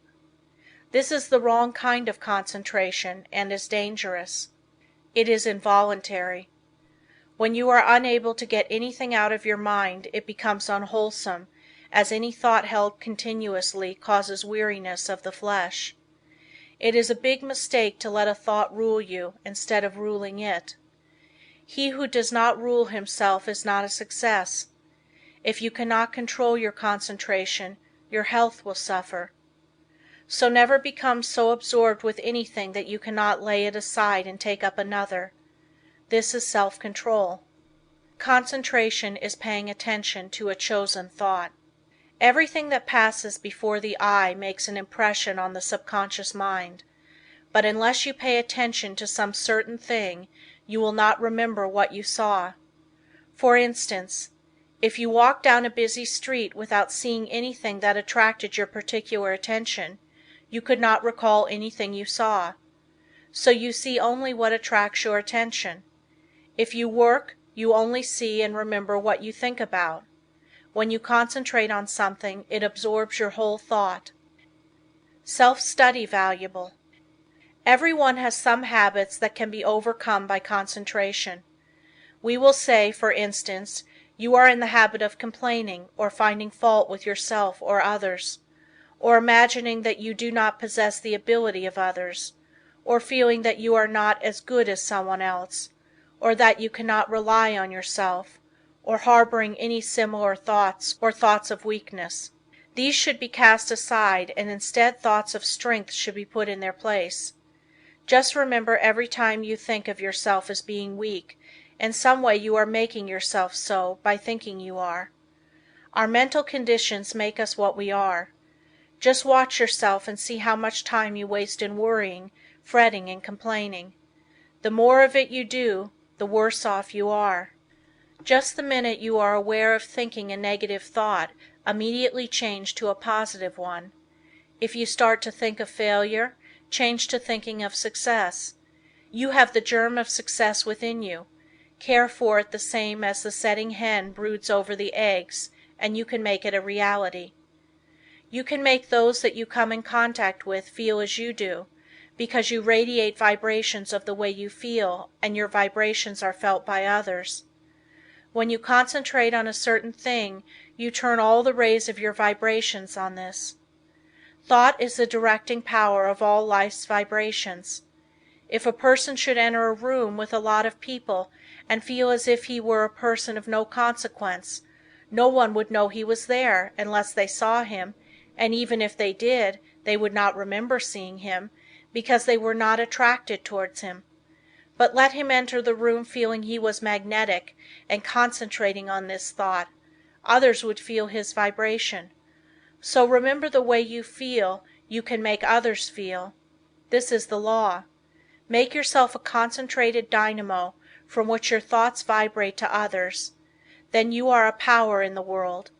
Cultivate the art of feeling, for as I said before, you can only make others feel what you feel. If you will study all of the great characters of history, you will find that they were enthusiastic. First they were enthusiastic themselves, and then they could arouse others' enthusiasm.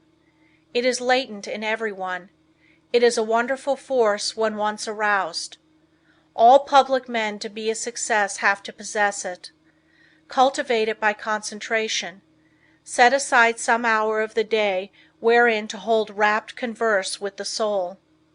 Meditate with sincere desire and contrite heart, and you will be able to accomplish that which you have meditated on. This is the keynote of success.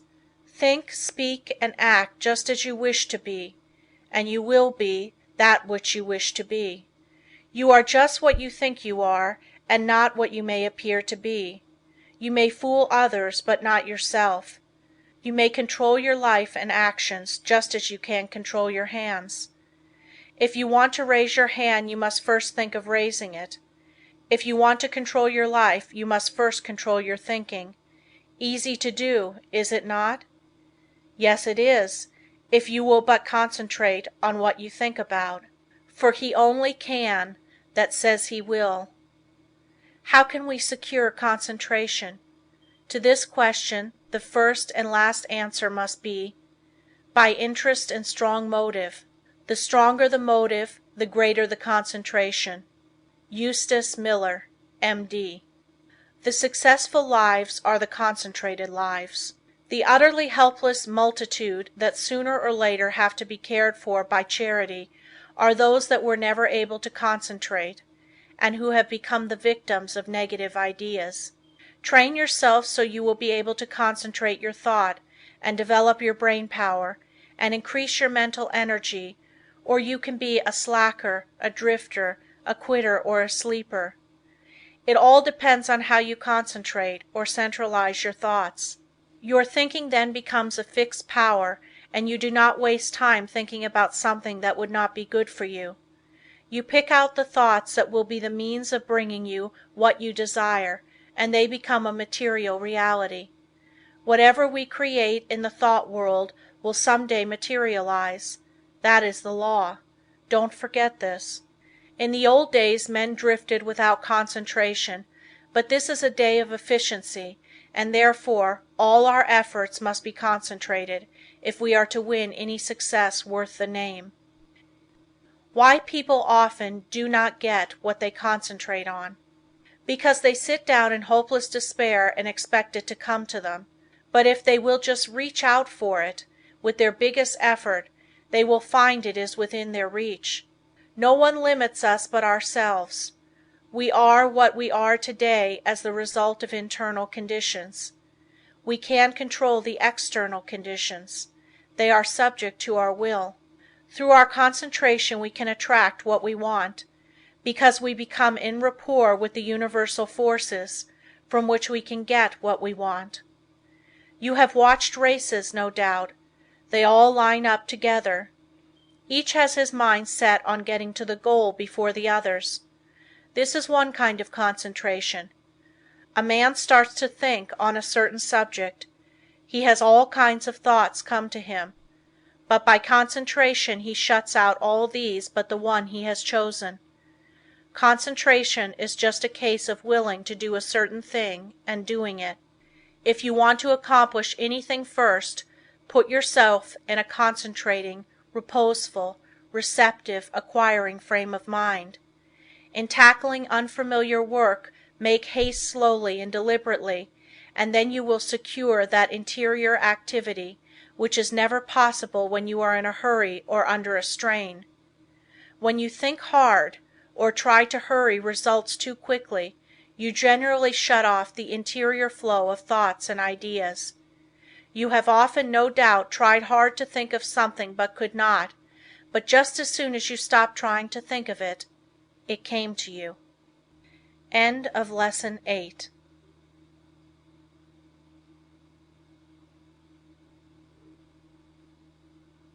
Love this kind of content? Subscribe to hear more powerful audiobooks every week. Lessons 9 and 10 of The Power of Concentration. Lesson 9. Concentration can overcome bad habits. Habits make or break us to a far greater extent than we like to admit. Habit is both a powerful enemy and wonderful ally of concentration. You must learn to overcome habits which are injurious to concentration, and to cultivate those which increase it. The large majority of people are controlled by their habits, and are buffeted around by them like waves of the ocean tossing a piece of wood. They do things in a certain way because of the power of habit. They seldom ever think of concentrating on why they do them this way or that, or study to see if they could do them in a better way. Now my object in this chapter is to get you to concentrate on your habits, so you can find out which are good and which are bad for you. You will find that by making a few needed changes you can make even those that are not good for you of service. The good habits you can make much better. The first thing I want you to realize is that all habits are governed consciously or unconsciously by the will. Most of us are forming new habits all the time.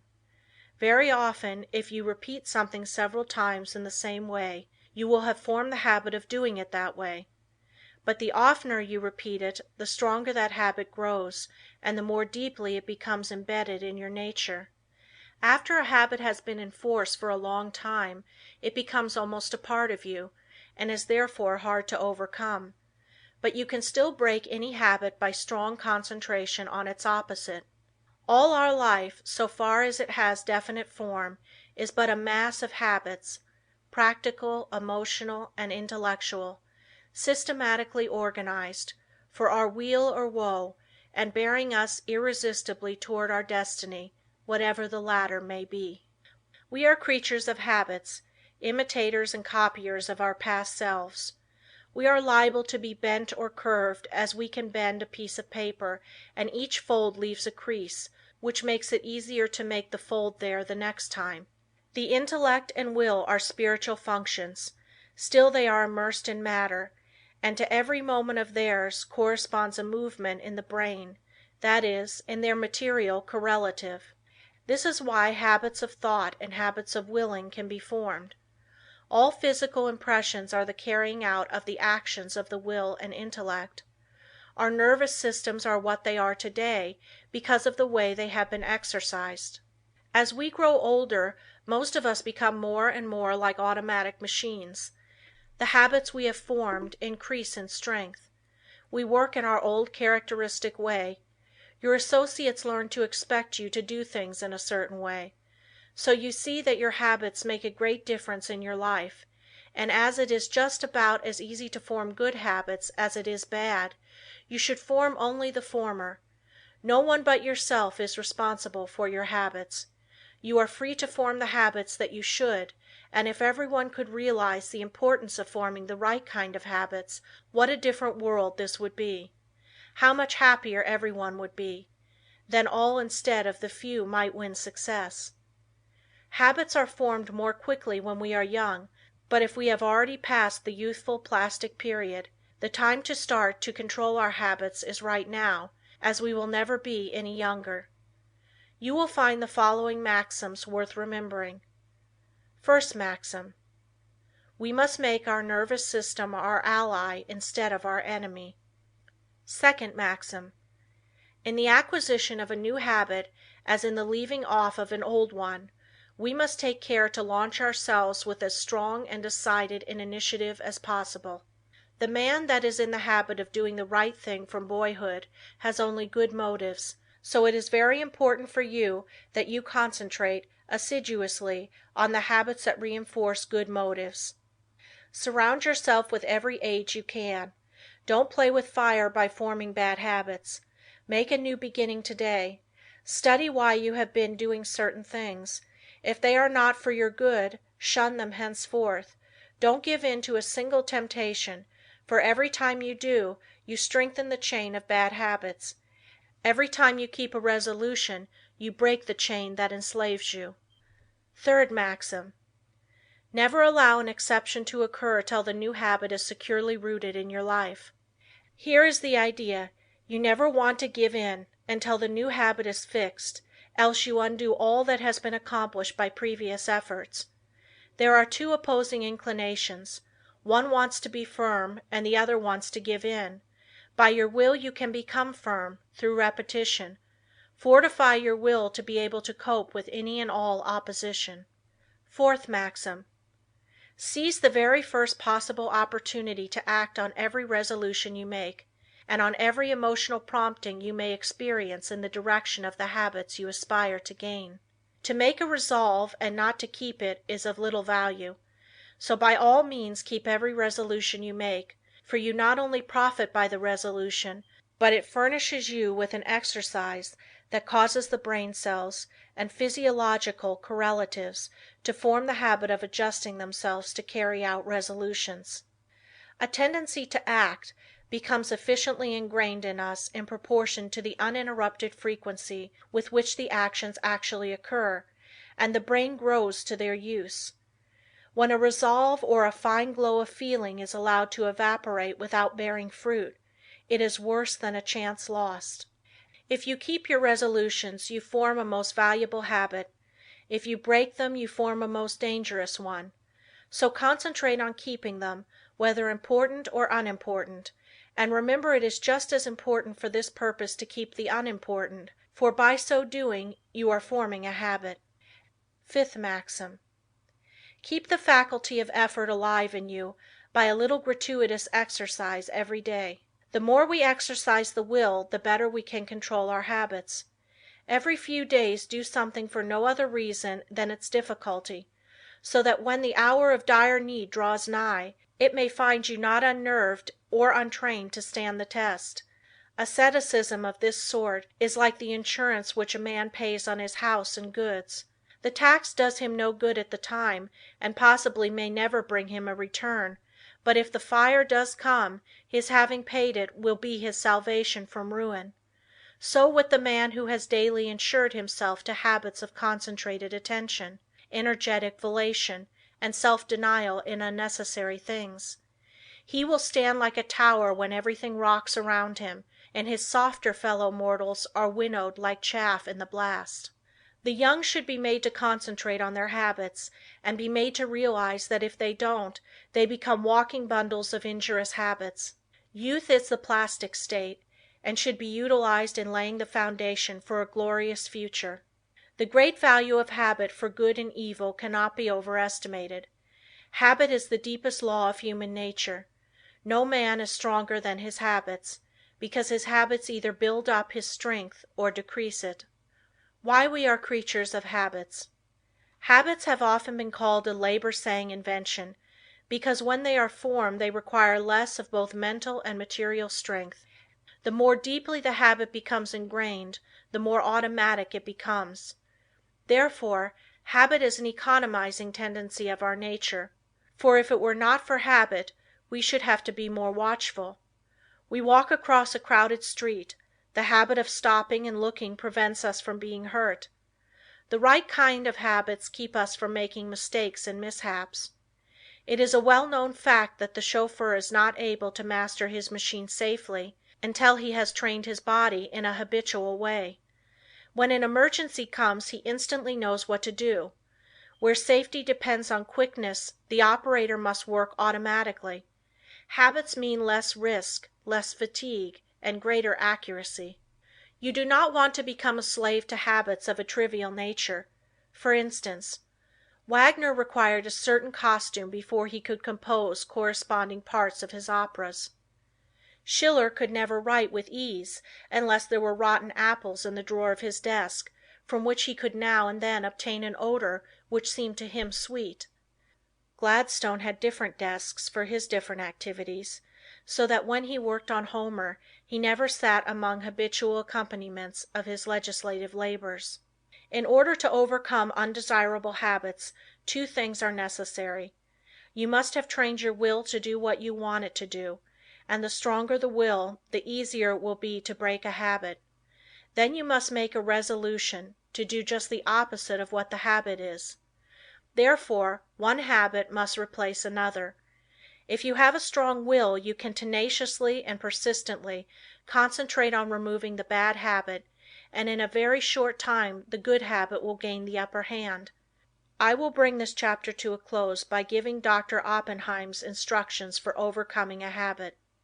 If you want to abolish a habit, and its accumulated circumstances as well, you must grapple with the matter as earnestly as you would with a physical enemy. You must go into the encounter with all tenacity of determination, with all fierceness of resolve, yea, even with a passion for success that may be called vindictive. No human enemy can be insidious, so persevering, as unrelenting as an unfavorable habit. It never sleeps, it needs no rest. It is like a parasite that grows with the growth of the supporting body, and like a parasite, it can best be killed by violent separation and crushing. When life is stormy and all seems against us, that is when we often acquire wrong habits, and it is then that we have to make a gigantic effort to think and speak as we should, and even though we may feel the very reverse at that moment, the tiniest effort will be backed up by a tremendous power and will lift us to a realization never felt before. It is not in the easy, contented moments of our life that we make our greatest progress, for then it requires no special effort to keep in tune. But it is when we are in the midst of trials and misfortunes, when we think we are sinking, being overwhelmed, then it is important for us to realize that we are linked to a great power, and if we live as we should, there is nothing that can occur in life which could permanently injure us, nothing can happen that should disturb us. So always remember you have within you unlimited power, ready to manifest itself in the form which fills our need at the moment. If when we have something difficult to solve, we would be silent like the child, we can get the inspiration when it comes. We will know how to act. We will find there is no need to hurry or disturb ourselves. That it is always wiser to wait for guidance from within than to act on impulse from without. Lesson 10. Business Results Through Concentration. A successful business is not usually the result of chance. Neither is a failure the result of luck. Most failures could be determined in advance if the founders had been studied. It is not always possible to start a money-making business at the start. Usually a number of changes have to be made. Plans do not work out as their creators thought they would. They may have to be changed a little, broadened it may be, here and there, and as you broaden your business, you broaden your power to achieve. You gain an intense and sustained desire to make your business a success. When you start a business, you may have but a vague notion of the way you will conduct it. You must fill in the details as you go along. You must concentrate on these details. As you straighten out one after another, others will require attention. In this way you cover the field of the first endeavor and new opportunities open up for you. When you realize one desire, another comes. But if you do not fulfill the first desire, you will not the second. The person that does not carry his desires into action is only a dreamer. Desire is a great creative force, if it is pure, intense and sustained. It is our desires that keep stirring us up to action, and they will strengthen and broaden you if you make them materialize. Every man who achieves success deserves it. When he first started out, he did not understand how to solve the problems that afterwards presented themselves, but he did each thing as it came up in the very best way that he could, and this developed his power of doing bigger things. We become masters of business by learning to do well whatever we attempt. The man that has thorough knowledge of his business can of course direct it much more easily and skillfully than the man who lacks that knowledge. The skilled business director can sit in his private office and still know accurately what is actually being done. He knows what should be done in any given time, and if it is not accomplished, he knows that his employees are not turning out the work that they should. It is then easy to apply the remedy. Business success depends on well-concentrated efforts. You must use every mental force you can muster. The more these are used, the more they increase. Therefore, the more you accomplish today, the more force you will have at your disposal with which to solve your problems tomorrow. If you are working for someone else today and wish to start in a business for yourself, think over carefully what you would like to do. Then when you have resolved what you want to do, you will be drawn towards it. There is a law that opens the way to the fulfillment of your desires. Of course, back of your desires you must put forward the necessary effort to carry out your purpose. You must use your power to put your desires into force. Once they are created and you keep up your determination to have them fulfilled, you both consciously and unconsciously work toward their materialization. Set your heart on your purpose, concentrate your thought upon it, direct your efforts with all your intelligence, and in due time you will realize your ambition. Feel yourself a success, Believe you are a success, and thus put yourself in the attitude that demands recognition, and the thought current draws to you what you need to make you a success. Don't be afraid of big undertakings. Go at them with grit, and pursue methods that you think will accomplish your purpose. You may not at first meet with entire success, but aim so high that if you fall a little short you will still have accomplished much. What others have done you can do. You may even do what others have been unable to do. Always keep a strong desire to succeed in your mind.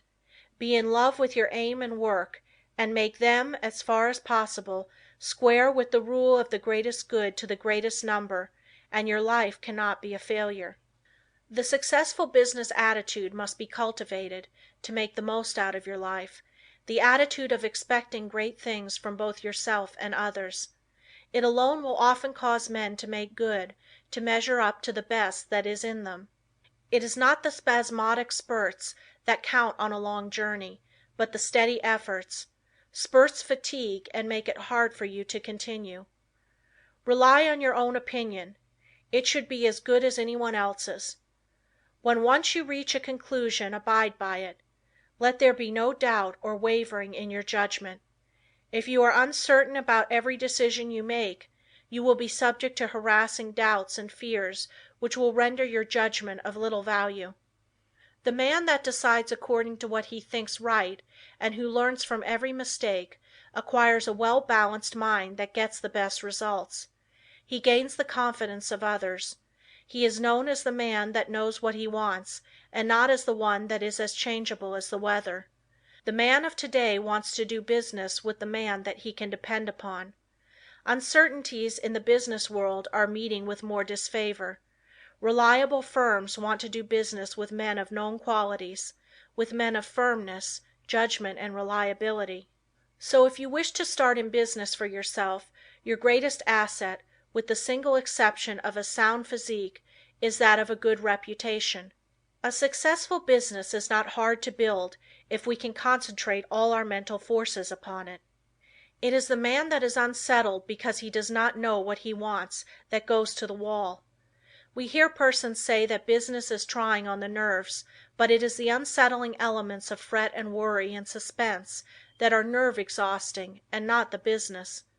Executing one's plans may cause fatigue, enjoyment comes with rest.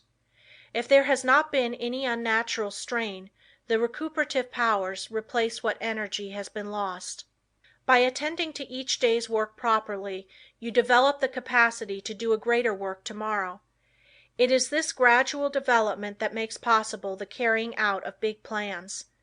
The man that figures out doing something each hour of the day gets somewhere.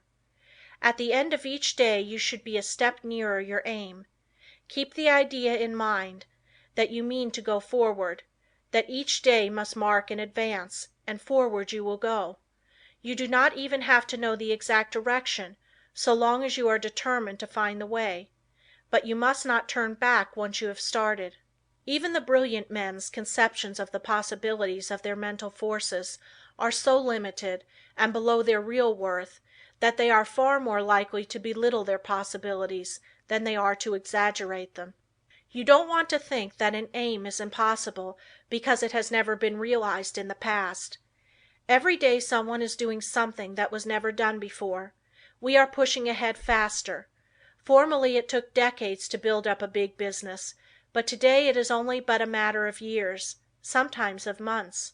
Plan each day's activities carefully and you can reach any height you aim at.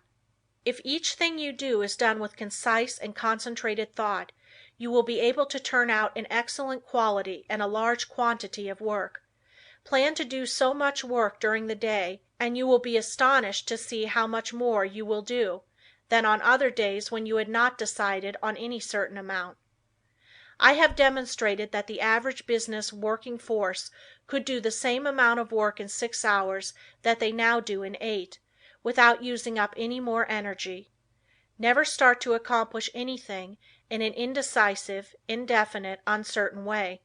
Tackle everything with a positiveness and an earnestness that will concentrate your mind and attract the very best associated thoughts. You will in a short time find that you will have extra time for planning bigger things.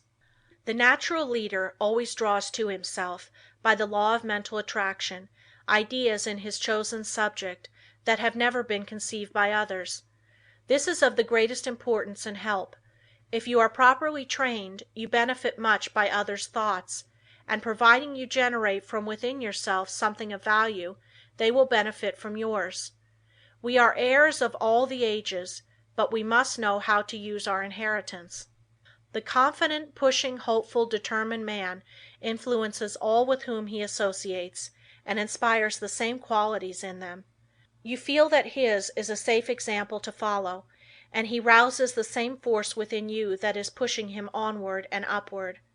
One seldom makes a success of anything that he goes at in a listless, spiritless way. To build up a business you must see it expanding in your mind before it actually takes tangible shape.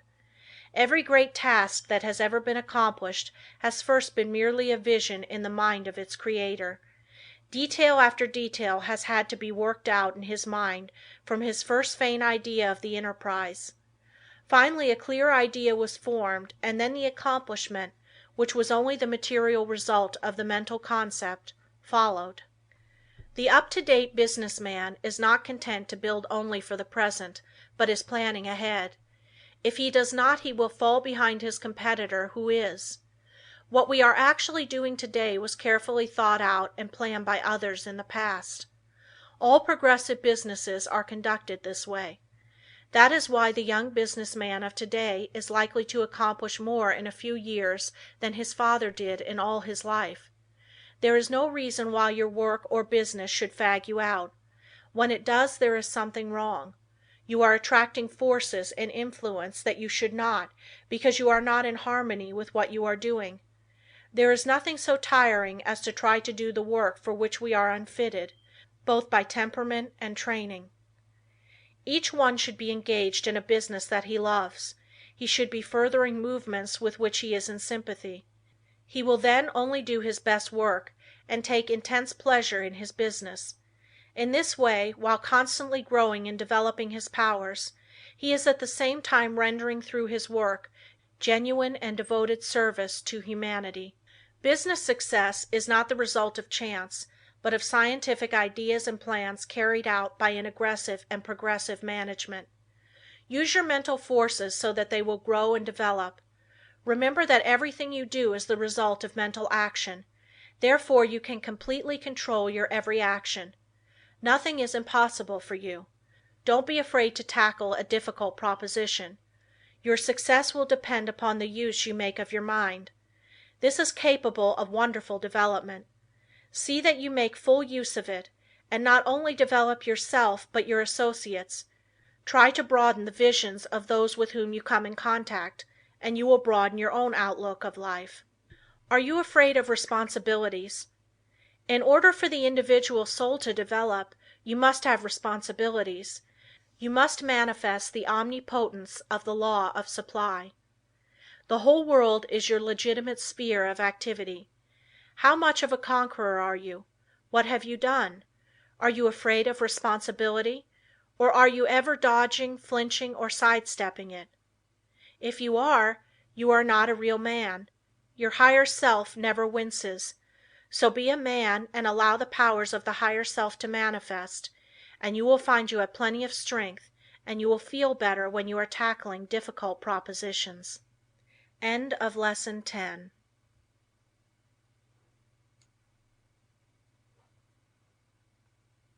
If you enjoyed timeless wisdom like this, consider subscribing for more audiobooks just like it. Lessons 11 and 12 of The Power of Concentration. Lesson 11. Concentrate on courage. Courage is the backbone of man. The man with courage has persistence. He states what he believes and puts it into execution. The courageous man has confidence.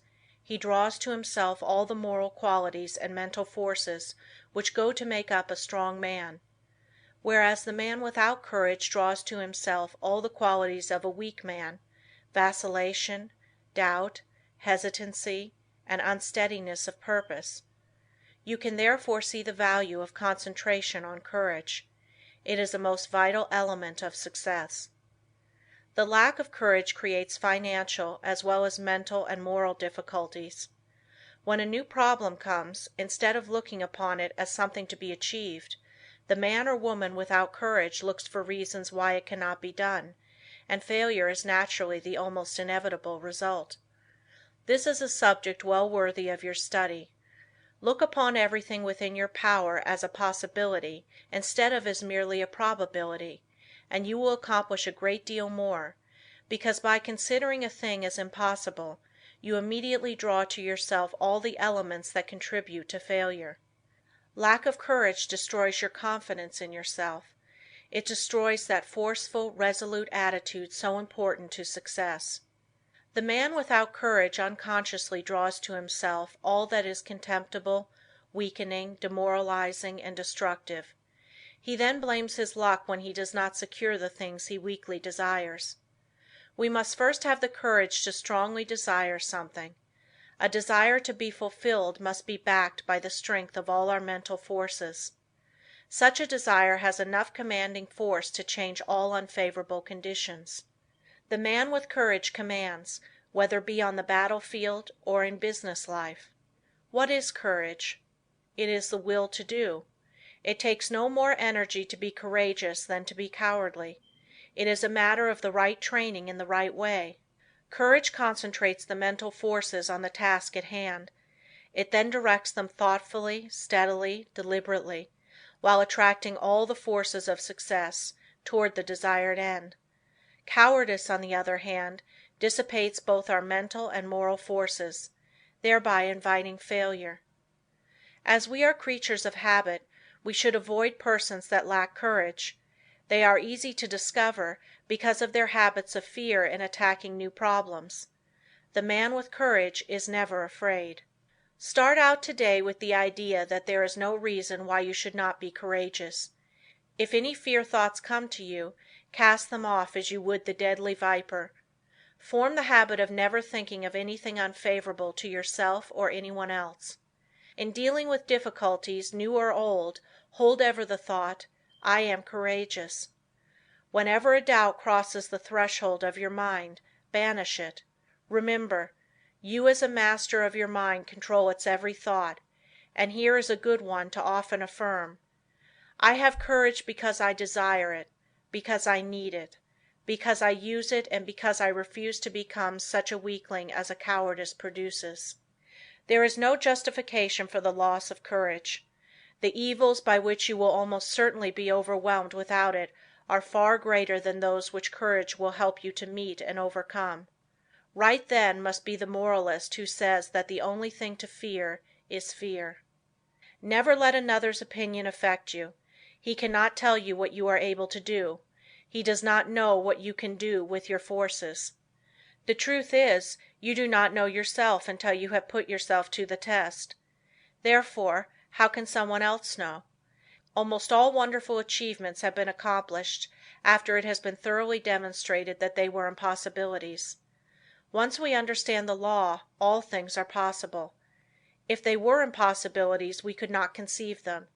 Just the moment you allow someone to influence you against what you think is right, you lose that confidence in yourself that inspires courage, and carries with it all the forces which courage creates. Just the moment you begin to swerve in your plan, you begin to carry out another's thought and not your own. You become the directed and not the director. You forsake the courage and resolution of your own mind, and you therefore lack the very forces that you need to sustain and carry out your work. Instead of being self-reliant, you become timid, and this invites failure. When you permit yourself to be influenced from your plan by another, you are unable to judge as you should, because you have allowed another's influence to deprive you of your courage and determination, without absorbing any of his in return, so you are in much the same predicament as you would be in if you turned over all your worldly possessions to another without getting value received. Concentrate on just the opposite of fear, want, poverty, sickness, etc. Never doubt your own ability. You have plenty, if you will just use it. A great many men are failures because they doubt their own capacity. Instead of building up strong mental forces which would be of the greatest use to them, their fear thoughts tear them down. Fear paralyzes energy. It keeps us from attracting the forces that go to make up success. Fear is the worst enemy we have. There are few people that really know that they can accomplish much. They desire the full extent of their powers, but alas, it is only occasionally that you find a man that is aware of the great possibilities within him.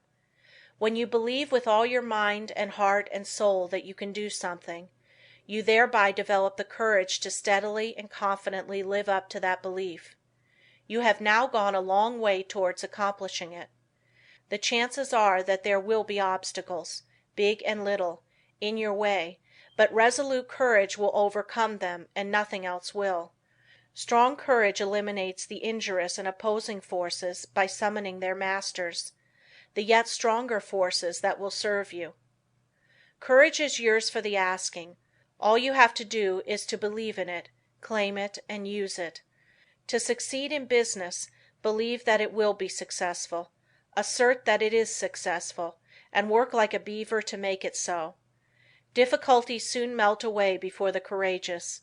One man of courage can fire with his spirit a whole army of men, whether it be military or industrial, because courage, like cowardice, is contagious. The man of courage overcomes the trials and temptations of life. He commands success. He renders sound judgment. He develops personal influence and a forceful character, and often becomes the mentor of the community which he serves. How to overcome depression and melancholia. Both of the former are harmful and make you unhappy. These are states that can be quickly overcome through concentrating more closely on the higher self, for when you do you cut off the connection with the harmful force currents. You can also drive away moods by simply choosing and fully concentrating on an agreeable subject. Through willpower and thought control we can accomplish anything we want to do. There is wonderful inherent power within us all, and there is never any sufficient cause for fear except ignorance. Every evil is but the product of ignorance, and every one that possesses the power to think has the power to overcome ignorance and evil. The pain that we suffer from doing evil are but the lessons of experience, and the object of the pain is to make us realize our ignorance. When we become depressed it is evidence that our thought faculties are combining improperly, and thereby attracting the wrong force currents. All that is necessary to do is to exercise the will and concentrate upon happy subjects. I will only think of subjects worthy of my higher self and its powers. Lesson 12. Concentrate on wealth. It was never intended that man should be poor. When wealth is obtained under the proper conditions it broadens the life. Everything has its value. Everything has a good use and a bad use. The forces of mind, like wealth, can be directed either for good or evil. A little rest will recreate forces. Too much rest degenerates into laziness and brainless dreamy longings. If you acquire wealth unjustly from others, you are misusing your forces, but if your wealth comes through the right sources, you will be blessed. Through wealth we can do things to uplift ourselves and humanity. Wealth is many persons' goal. It therefore stimulates their endeavor. They long for it in order to dress and live in such a way as to attract friends. Without friends they would not be so particular of their surroundings. The fact is the more attractive we make ourselves and our surroundings, the more inspiring are their influences. It is not conducive to proper thought to be surrounded by conditions that are uncongenial and unpleasant. So the first step toward acquiring wealth is to surround yourself with helpful influences. To claim for yourself an environment of culture, place yourself in it and be molded by its influences. Most great men of all ages have been comparatively rich. They have made or inherited money. Without money they could not have accomplished what they did. The man engaged in physical drudgery is not likely to have the same high ideals as the man that can command comparative leisure. Wealth is usually the fruit of achievement.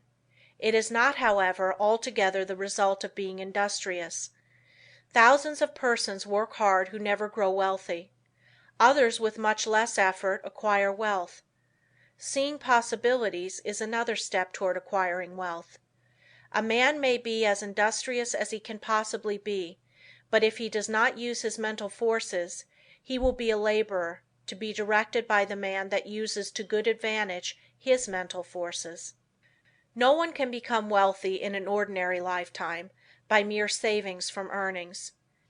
Many scrimp and economize all their lives, but by so doing waste all their vitality and energy. For example, I know a man that used to walk to work. It took him an hour to go and an hour to return. He could have taken a car and gone in 20 minutes. He saved 10 cents a day but wasted an hour and a half. It was not a very profitable investment unless the time spent in physical exercise yielded him large returns in the way of health. The same amount of time spent in concentrated effort to overcome his unfavorable business environment might have firmly planted his feet in the path of prosperity. One of the big mistakes made by many persons of the present generation is that they associate with those who fail to call out or develop the best that is in them. When the social side of life is developed too exclusively, as it often is, and recreation or entertainment becomes the leading motive of a person's life, he acquires habits of extravagance instead of economy, habits of wasting his resources, physical, mental, moral and spiritual, instead of conserving them. He is, in consequence, lacking in proper motivation. His God-given powers and forces are undeveloped, and he inevitably brings poor judgment to bear upon all the higher relationships of life. While as to his financial fortunes, he is ever the leaner, often a parasite, and always, if opportunity affords, as heavy a consumer as he is a poor producer. It seems a part of the tragedy of life that these persons have to be taught such painful lessons before they can understand the forces and laws that regulate life. Few profit by the mistakes of others. They must experience them for themselves and then apply the knowledge so gained in reconstructing their lives. Any man that has ever amounted to anything has never done a great deal of detail work for long periods at any given time. He needs his time to reflect.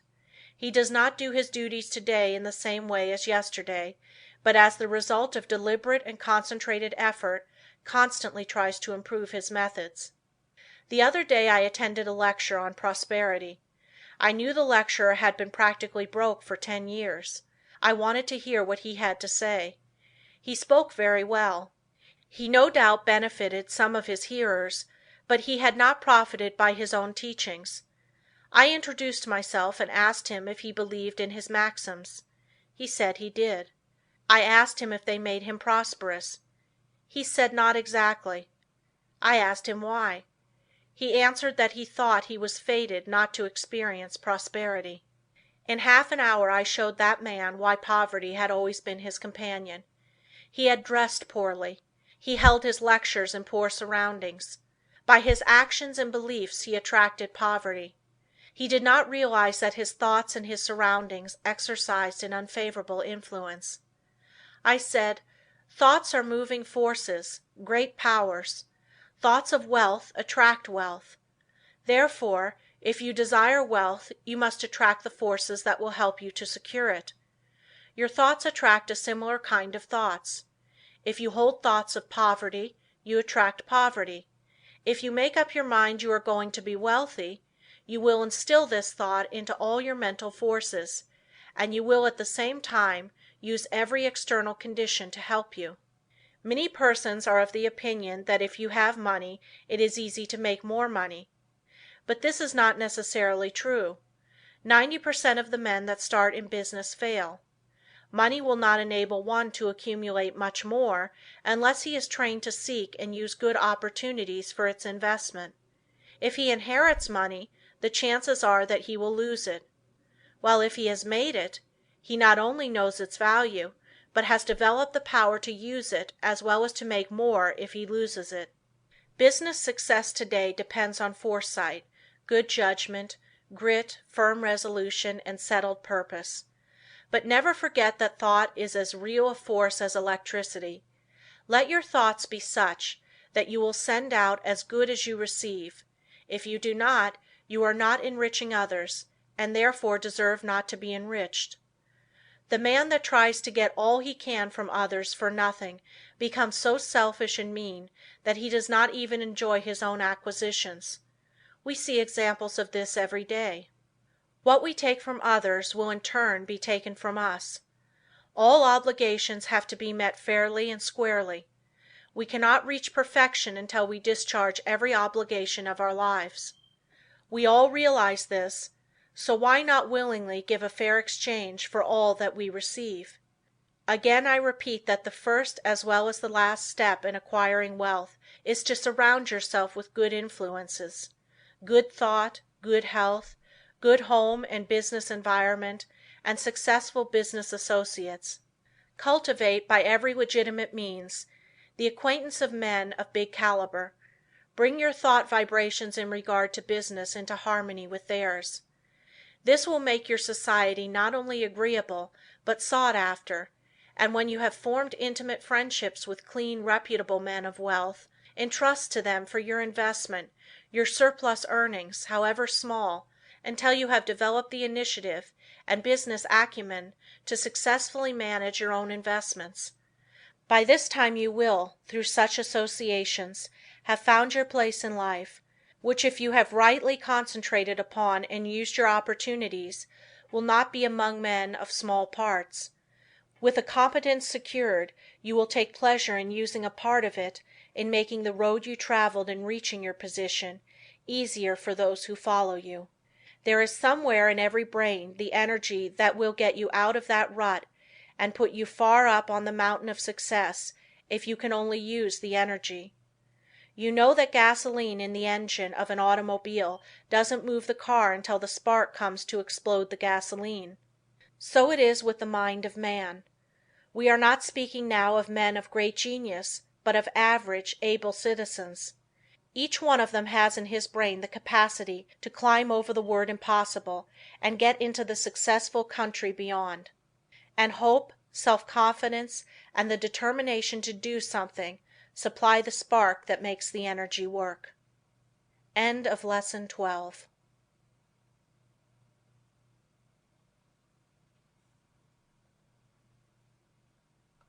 Love this kind of content? Subscribe to hear more powerful audiobooks every week. Lessons 13 and 14 of The Power of Concentration. Lesson 13. You can concentrate, but will you? All have the ability to concentrate, but will you? You can, but whether you will or not depends on you. It is one thing to be able to do something, and another thing to do it. There is far more ability not used than is used. Why do not more men of ability make something of themselves? There are comparatively few successful men, but many ambitious ones. Why do not more get along? Cases may differ, but the fault is usually their own. They have had chances, perhaps better ones than some others, that have made good. What would you like to do that you are not doing? If you think you should be getting on better, why don't you? Study yourself carefully. Learn your shortcomings. Sometimes only a mere trifle keeps one from branching out and becoming a success. Discover why you have not been making good, the cause of your failure. Have you been expecting someone to lead you, or to make a way for you? If you have, concentrate on a new line of thought. There are two things absolutely necessary for success: energy and the will to succeed. Nothing can take the place of either of these. Most of us will not have an easy path to follow, so don't expect to find one. The hard knocks develop our courage and moral stamina. The persons that live in an indolent and slipshod way never have any. They have never faced conditions and therefore don't know how. The world is no better for their living. We must make favorable conditions and not expect them to shape themselves. It is not the man that says, "It can't be done," but the man that goes ahead in spite of adverse advice and shows that it can be done, that gets there today. The Lord helps those that help themselves is a true saying.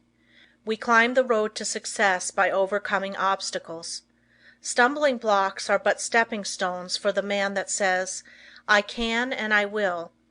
When we see cripples, the deaf and dumb, the blind and those with other handicaps amounting to something in the world, the able-bodied man should feel ashamed of himself if he does not make good.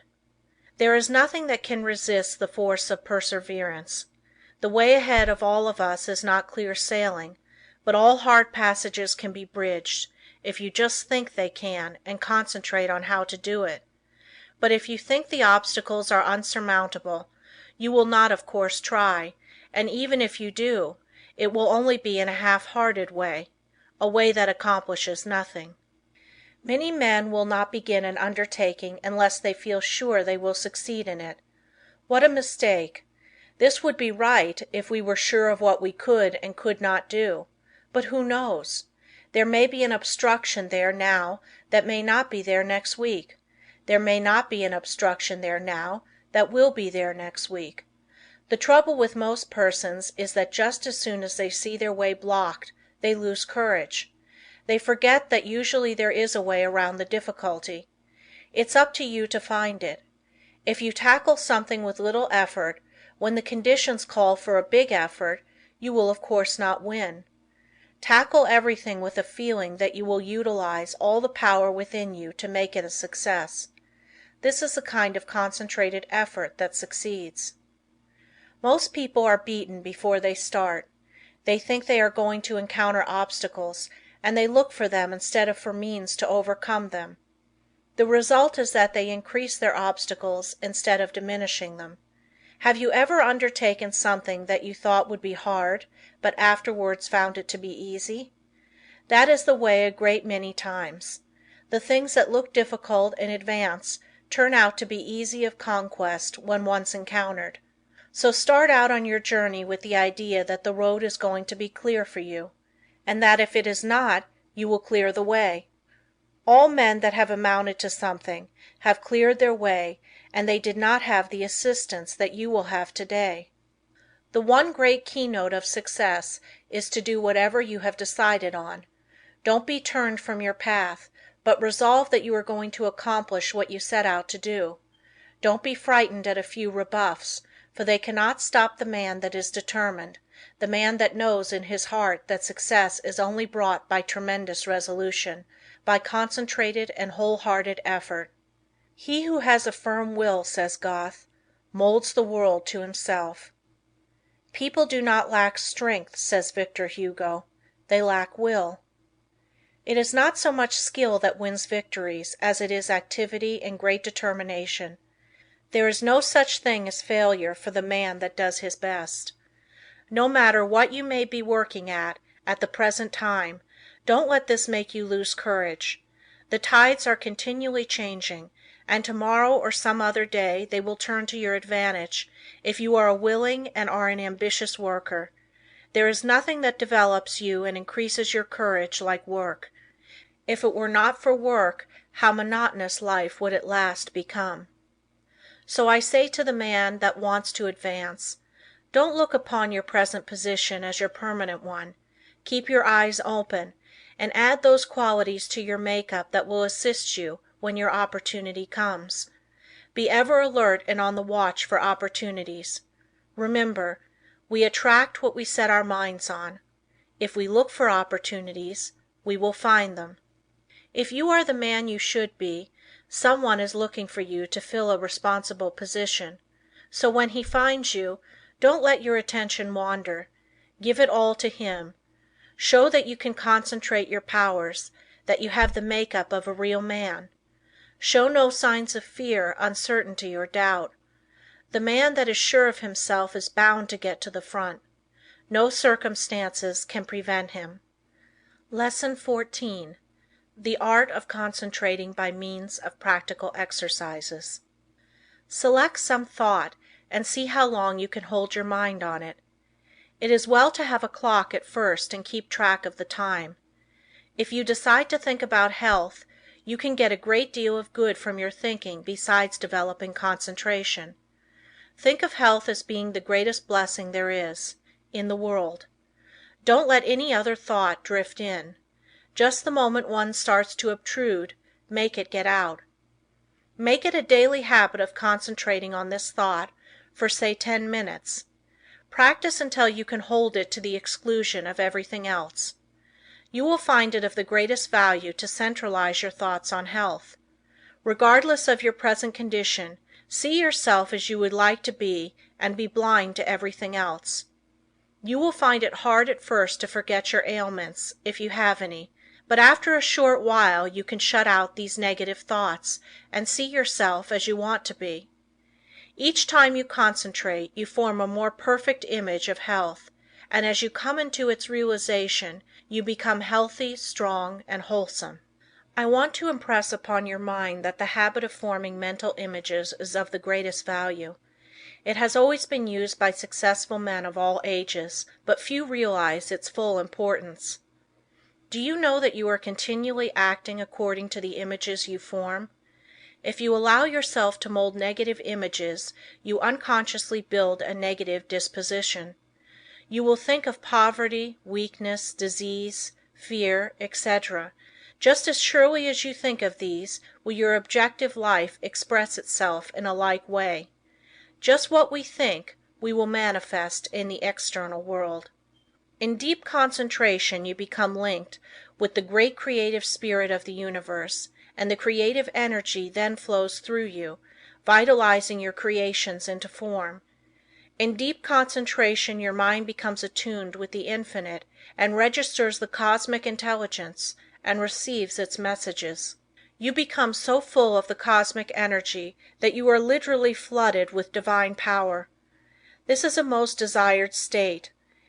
It is then we realize the advantages of being connected with the supra-consciousness. The supra-consciousness registers the higher cosmic vibrations. It is often referred to as the wireless station, the message recorded coming from the universal mind. There are very few that reach this stage of concentration. Very few even know that it is possible. They think concentration means limitation to one subject, but this deeper concentration that brings us into harmony with the infinite is that which produces and maintains health.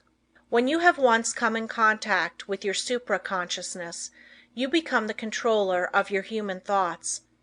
That which comes to you is higher than human thoughts.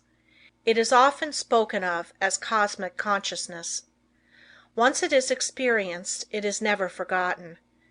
Naturally, it requires a good deal of training to reach this state, but when you do, it becomes easier each time to do, and in the course of time you can become possessed of power which was unknown to you before.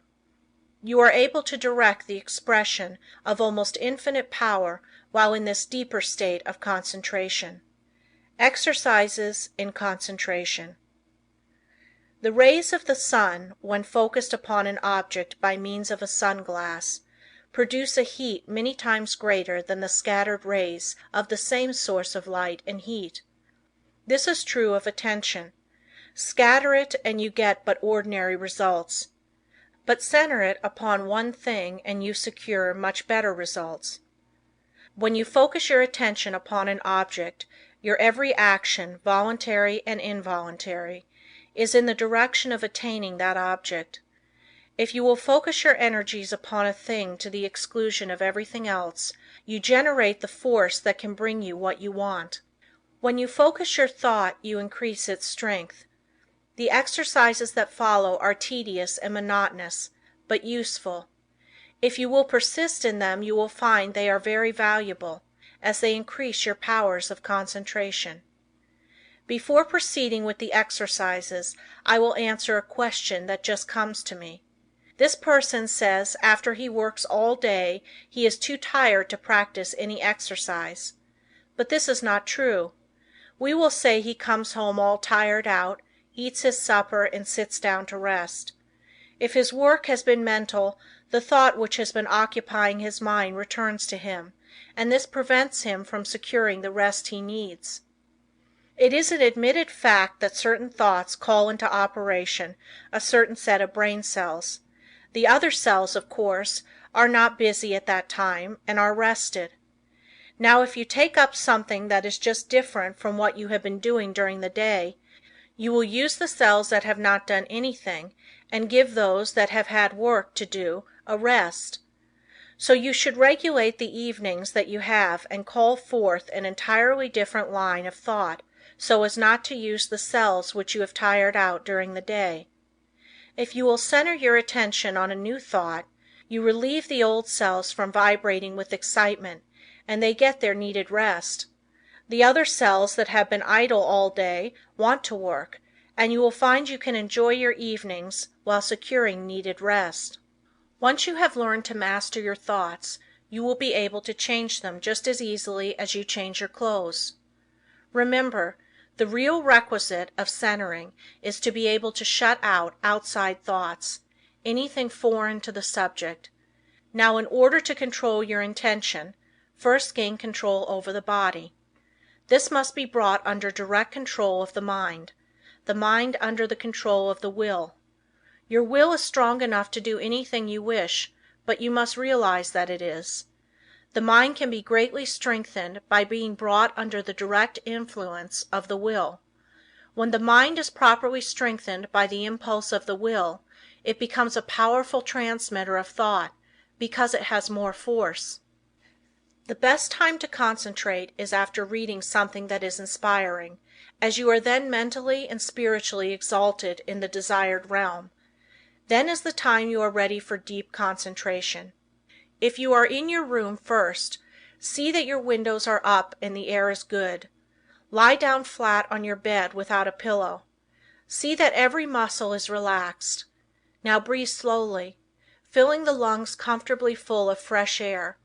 Hold this as long as you can without straining yourself. Then exhale slowly. Exhale in an easy, rhythmic way. Breathe this way for 5 minutes, letting the divine breath flow through you, which will cleanse and rejuvenate every cell of brain and body. You are then ready to proceed. Now think how quiet and relaxed you are. You can become enthusiastic over your condition. Just think of yourself as getting ready to receive knowledge that is far greater than you have ever received before. Now relax and let the Spirit work in and through you and assist you to accomplish what you wish.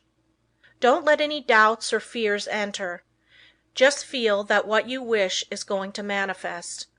Just feel it already has. In reality, it has. For just the minute you wish a thing to be done, it manifests in the thought world. Whenever you concentrate, just believe it is a success.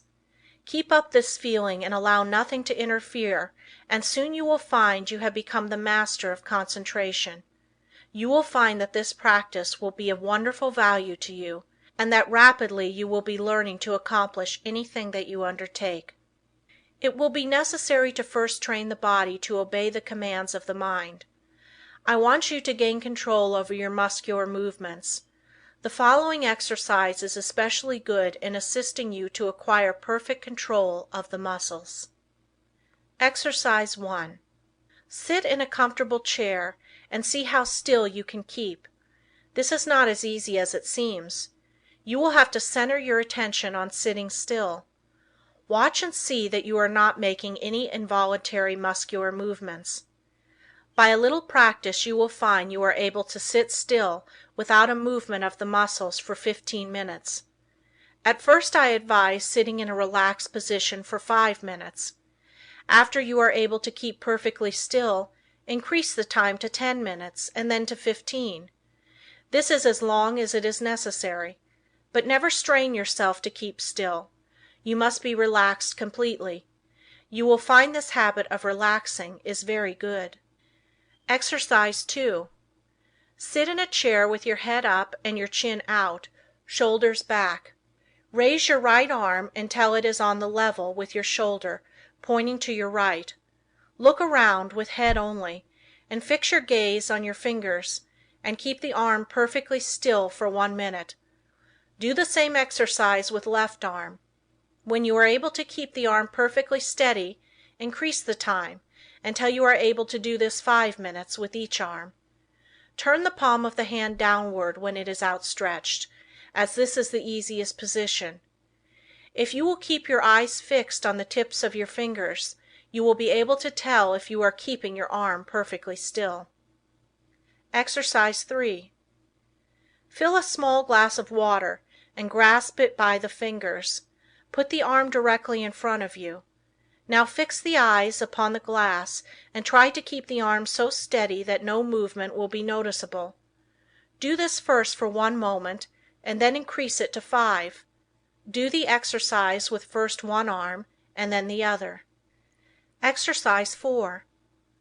Watch yourself during the day and see that your muscles do not become tense or strained. See how easy and relaxed you can keep yourself. See how poised you can be at all times. Cultivate a self-poised manner instead of a nervous, strained appearance. This mental feeling will improve your carriage and demeanor. Stop all useless gestures and movements of the body. These mean that you have not proper control over your body. After you have acquired this control, notice how ill at ease people are that they have not gained this control. I have just been sizing up a salesman that has just left me. Part of his body kept moving all the time. I just felt like saying to him, "Do you know how much better appearance you would make if you would just learn to speak with your voice instead of trying to express what you say with your whole body?" Just watch those that interview you and see how they lack poise. Get rid of any habit you have of twitching or jerking any part of your body. You will find you make many involuntary movements. You can quickly stop any of these by merely centering your attention on the thought, "I will not." If you are in the habit of letting noises upset you, just exercise control. When the door slams, or something falls, etc., just think of these as exercises in self-control. You will find many exercises like this in your daily routine. The purpose of the above exercises is to gain control over the involuntary muscular movement, making your actions entirely voluntary. The following exercises are arranged to bring your voluntary muscles under the control of the will, so that your mental forces may control your muscular movements. Exercise 5. Move your chair up to a table, placing your hands upon it, clenching the fists, keeping the back of the hand on the table, and the thumb doubled over the fingers. Now fix your gaze upon the fist for a while, then gradually extend the thumb, keeping your whole attention fixed upon the act, just as if it was a matter of great importance. Then gradually extend your first finger, then your second, and so on, until you open the rest. Then reverse the process, closing first, the last one opened, and then the rest, and finally you will have the fist again in the original position with the thumb closed over the finger. Do this exercise with the left hand. Keep up this exercise first with one hand and then the other until you have done it 5 times with each hand. In a few days you can increase it to 10 times. The chances are that the above exercises will at first make you tired, but it is important for you to practice these monotonous exercises so you can train your attention. It also gives you control over your muscular movement. The attention, of course, must be kept closely on each movement of the hand. If it is not, you will of course lose the value of the exercise. Exercise 6. Put the right hand on knee, both fingers and thumb closed, except the first finger, which points out in front of you. Then move the finger slowly from side to side, keeping the attention fixed upon the end of the finger. You can make up a variety of exercises like these. It is good training to plan out different ones. The main point you should keep in mind is that the exercise should be simple and that the attention should be firmly fixed upon the moving part of the body. You will find your attention will not want to be controlled and will try to drift to something more interesting. This is just where these exercises are of value, and you must control your attention and see it is held in the right place and does not wander away. You may think these exercises very simple and of no value, But I promise you in a short time you will notice that you have a much better control over your muscular movements, carriage and demeanor, and that you will find that you have greatly improved your power of attention and can center your thoughts on what you do, which of course will be very valuable. No matter what you may be doing, imagine that it is your chief object in life. Imagine that you are not interested in anything else in the world but what you are doing. Do not let your attention get away from the work you are at. Your attention will no doubt be rebellious, but control it and do not let it control you. When once you conquer the rebellious attention, you have achieved a greater victory than you can realize at the time. Many times afterwards you will be thankful you have learned to concentrate your closest attention upon the object at hand. Let no day go by without practicing concentrating on some familiar object that is uninteresting. Never choose an interesting object, as it requires less attention. The less interesting it is, the better the exercise will it be. After a little practice you will find you can center your attention on uninteresting subjects at will. The person that can concentrate can gain full control over his body and mind and be the master of his inclinations, not their slave. When you can control yourself, you can control others. You can develop a will that will make you a giant compared with the man that lacks willpower. Try out your willpower in different ways until you have it under such control that as soon as you decide to do a thing, you go ahead and do it. Never be satisfied with the "I did fairly well" spirit, but put forward your best efforts. Be satisfied with nothing else. When you have gained this, you are the man you were intended to be. Exercise 7. Concentration increases the sense of smell. When you take a walk, or drive in the country, or pass a flower garden, concentrate on the odor of flowers and plants. See how many different kinds you can detect. Then choose one particular kind and try to sense only this. You will find that this strongly intensifies the sense of smell. The differentiation requires, however, a particularly attentive attitude. When sense of smell is being developed, you should not only shut out from the mind every thought but that of odor, but you should also shut out cognizance of every odor save that upon which your mind, for the time, is concentrated. You can find plenty of opportunity for exercises for developing the sense of smell. When you are out in the air, be on the alert for the different odors. You will find the air laden with all kinds, but let your concentration upon the one selected be such that a scent of its fragrance, in after years, will vividly recall the circumstances of this exercise. The object of these exercises is to develop concentrated attention, and you will find that you can, through their practice, control your mind and direct your thoughts, just the same as you can your arm. Exercise 8. Concentration on the within. Lie down and thoroughly relax your muscles. Concentrate on the beating of your heart. Do not pay any attention to anything else.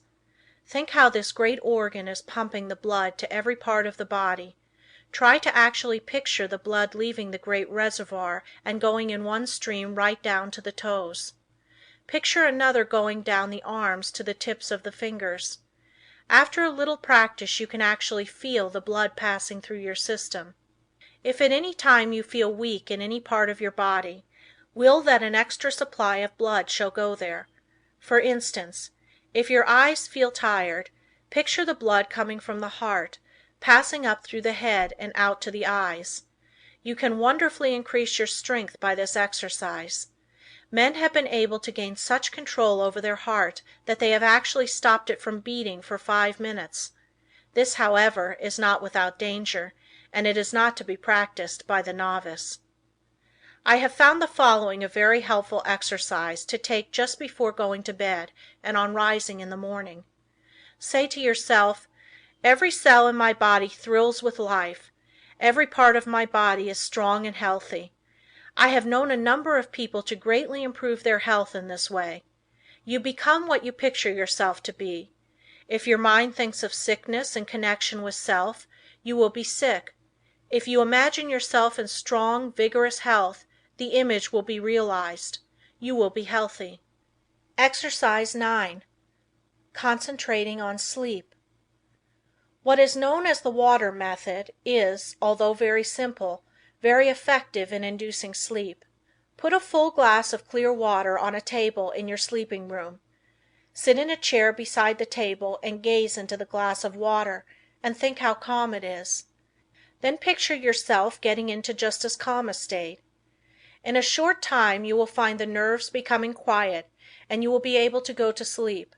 Sometimes it is good to picture yourself becoming drowsy to induce sleep, and again, the most persistent insomnia has been overcome by one thinking of himself as some innate object, for instance, a hollow log in the depths of the cool, quiet forest. Those who are troubled with insomnia will find these sleep exercises that quiet the nerves very effective. Just keep the idea in your mind that there is no difficulty in going to sleep. Banish all fears of insomnia. Practice these exercises and you will sleep.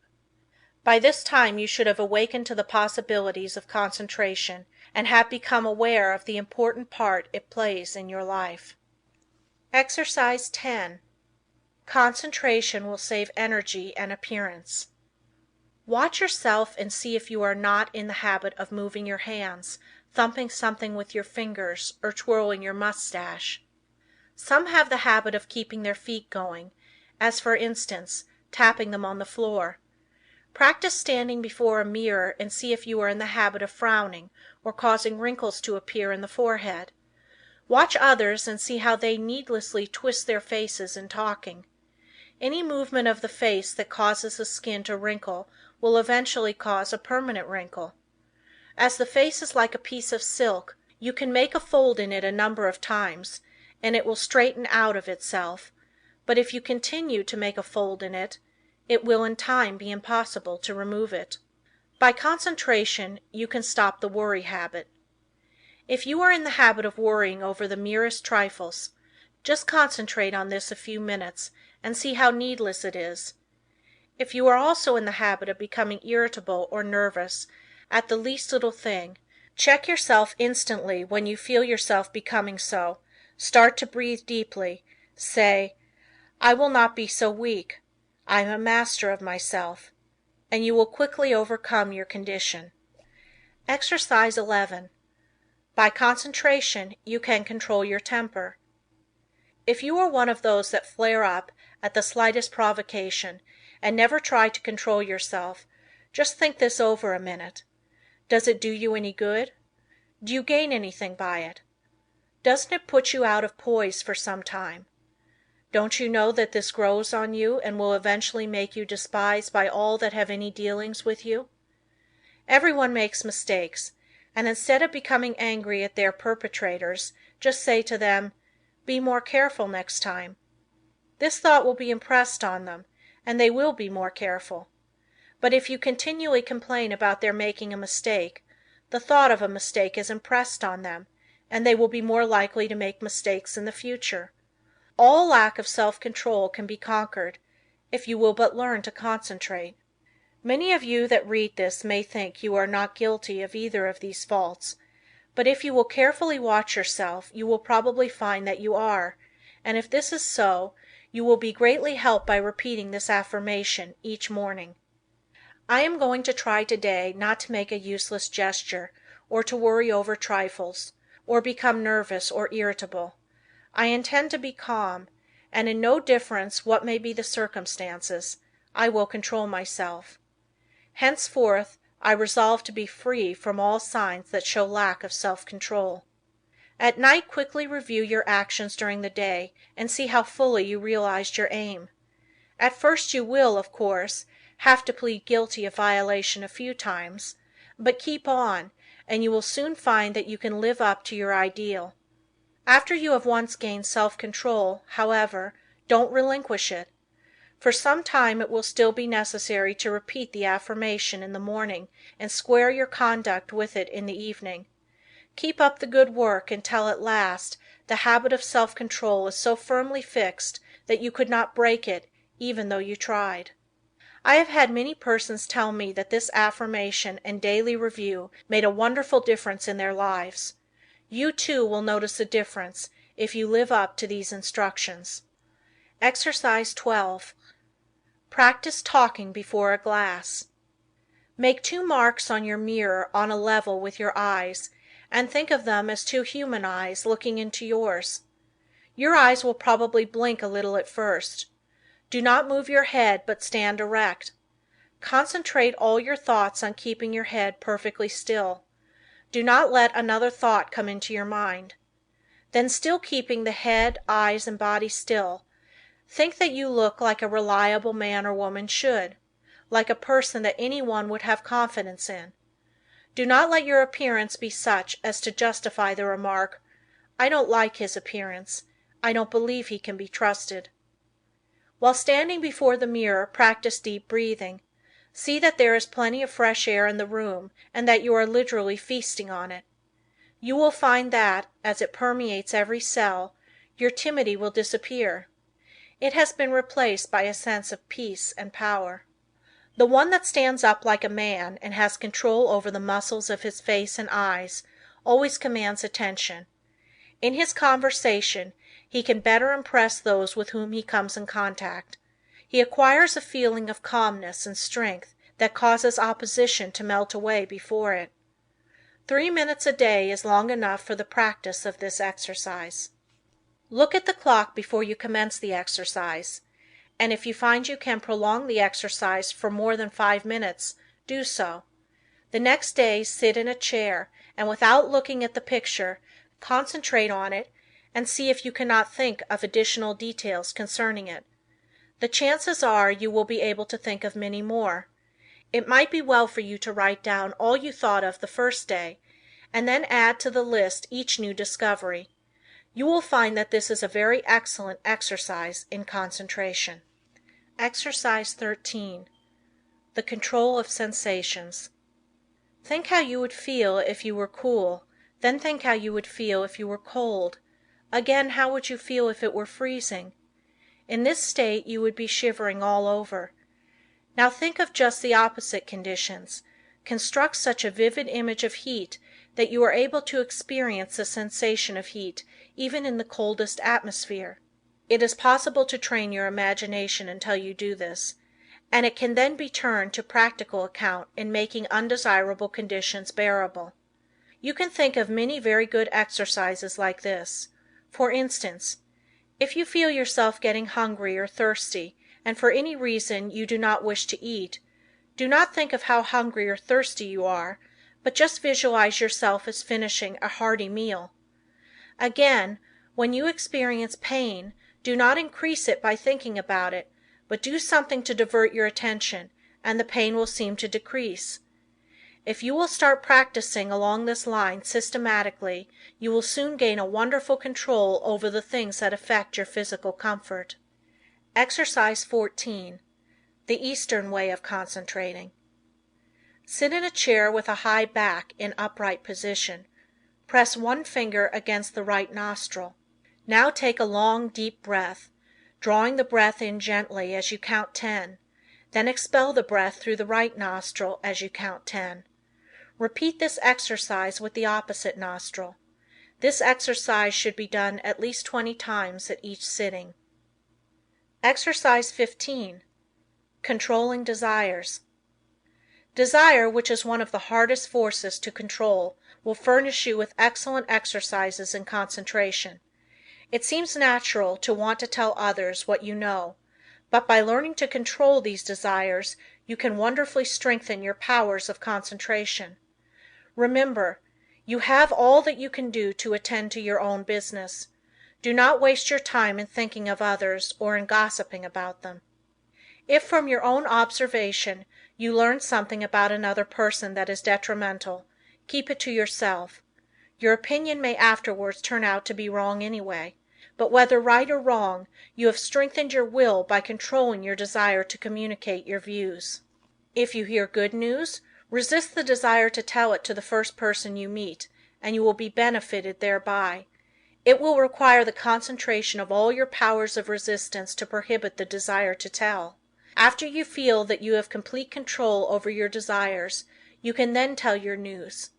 but you must be able to suppress the desire to communicate the news until you are fully ready to tell it. Persons that do not possess this power of control over desires are apt to tell things that they should not, thereby often involving both themselves and others in needless trouble. If you are in the habit of getting excited when you hear unpleasant news, just control yourself and receive it without any exclamation of surprise. Say to yourself, "Nothing is going to cause me to lose my self-control." You will find from experience that this self-control will be worth much to you in business.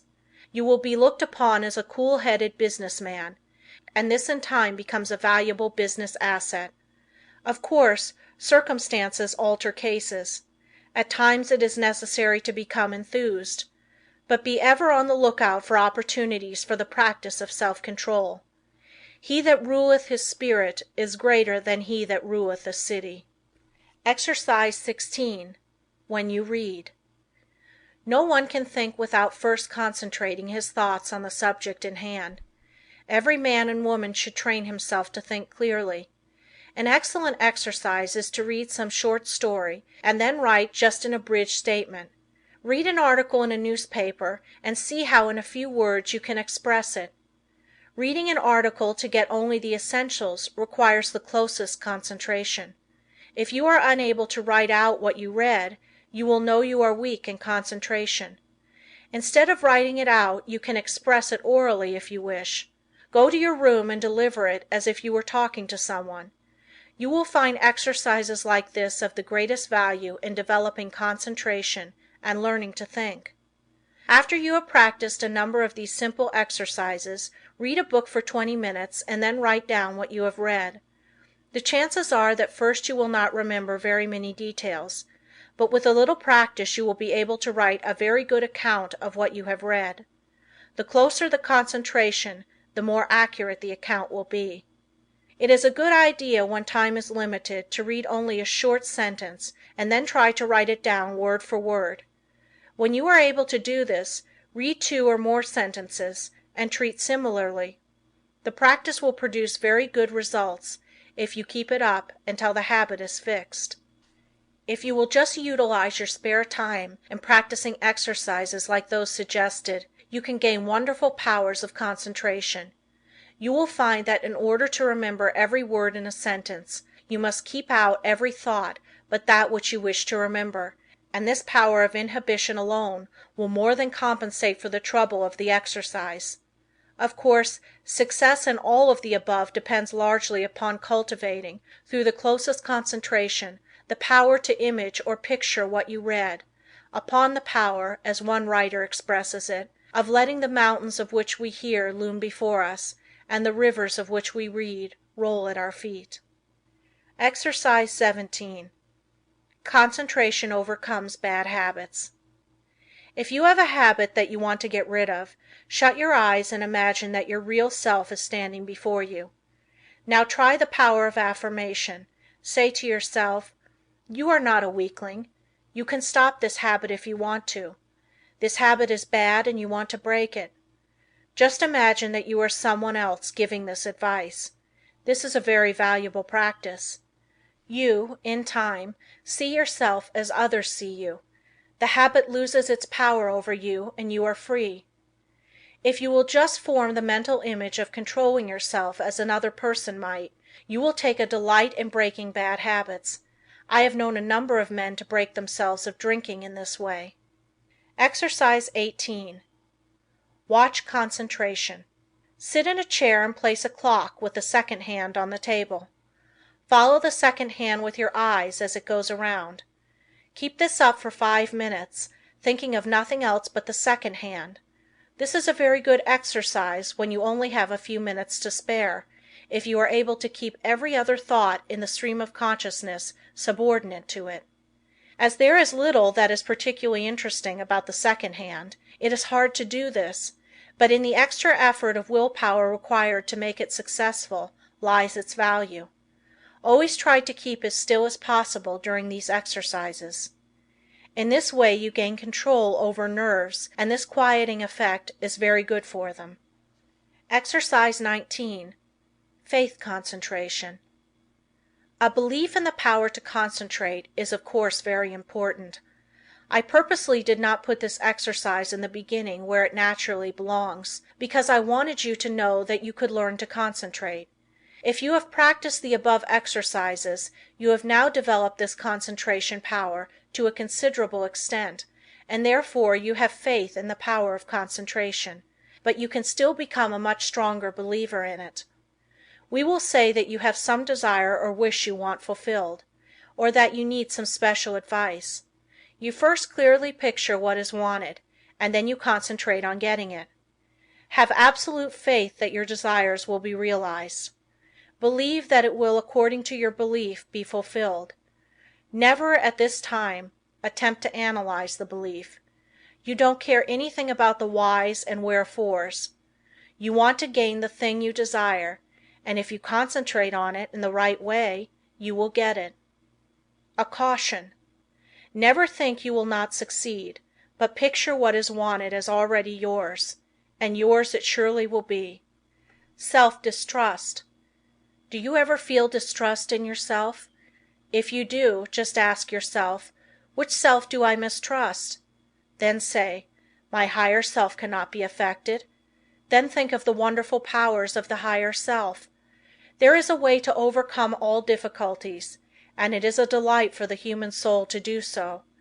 Instead of wasting precious thought force by dreading or fearing a disagreeable interview or event, instead devote the time in concentrated thought and how to make the best of the interview or event, and you will find that it will not be as unpleasant as you thought it would be.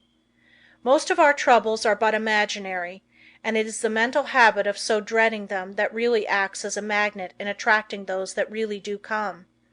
Your evil circumstances are created or attracted by your own negative fears and wrong thoughts, and are a means of teaching you to triumph over all evils by discovering that which is inherent within yourself.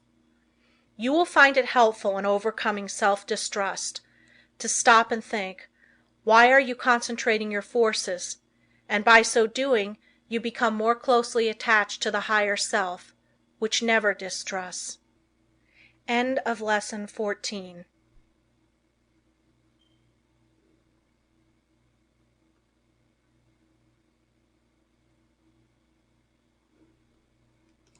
If you enjoyed timeless wisdom like this, consider subscribing for more audiobooks just like it. Lessons 15 and 16 of the Power of Concentration. A man forgets because he does not concentrate his mind on his purpose, especially at the moment he conceives it. We remember only that which makes a deep impression, hence we must first deepen our impressions by associating in our minds certain ideas that are related to them. We will say a wife gives her husband a letter to mail. He does not think about it, but automatically puts it in his pocket and forgets all about it. When the letter was given to him, had he said to himself, I will mail this letter, the box is at the next corner, and when I pass it I must drop this letter, it would have enabled him to recall the letter the instant he reached the mailbox. The same rule holds good in regard to more important things. For example, if you are instructed to drop in and see Mr. Smith while out to luncheon today, you will not forget it.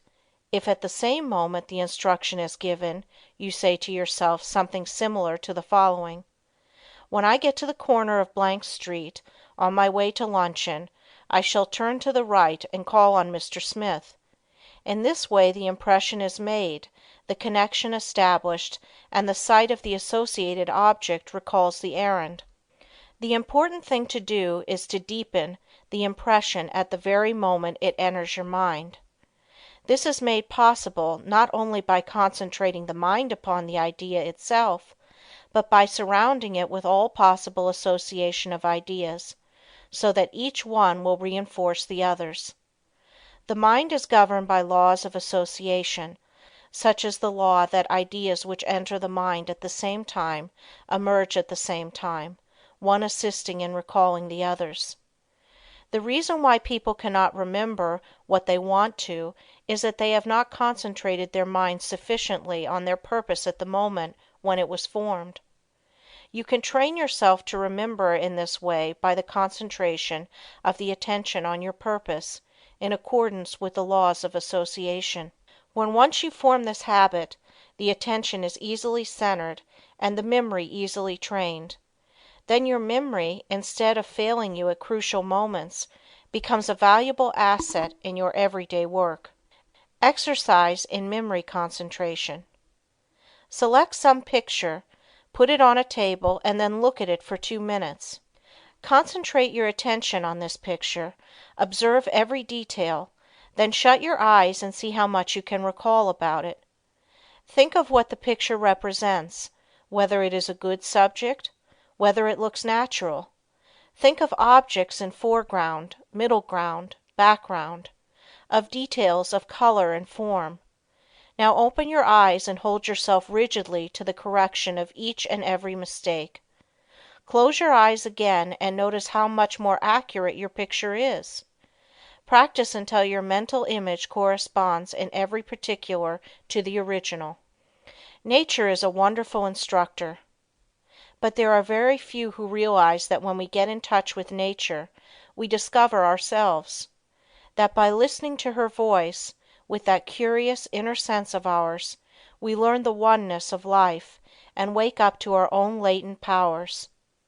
Few realize that the simple act of listening and concentrating is our best interior power, for it brings us into close contact with the highest, just as our other senses bring us into touch with the coarser side of human nature. The closer we live to nature, the more developed is this sense. So-called civilization has overdeveloped our other senses at the expense of this one. Children unconsciously realize the value of concentration. For instance, when a child has a difficult problem to solve and gets to some knotty point which he finds himself mentally unable to do, though he tries his hardest, he will pause and keep quite still, leaning on his elbow, apparently listening. Then you will see, if you are watching, sudden illumination come, and he goes on happily and accomplishes his task. A child instinctively but unconsciously knows when he needs help.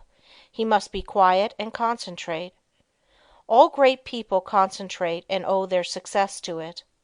A doctor thinks over the symptoms of his patient, waits, listens for the inspiration, though quite unconscious perhaps of doing so.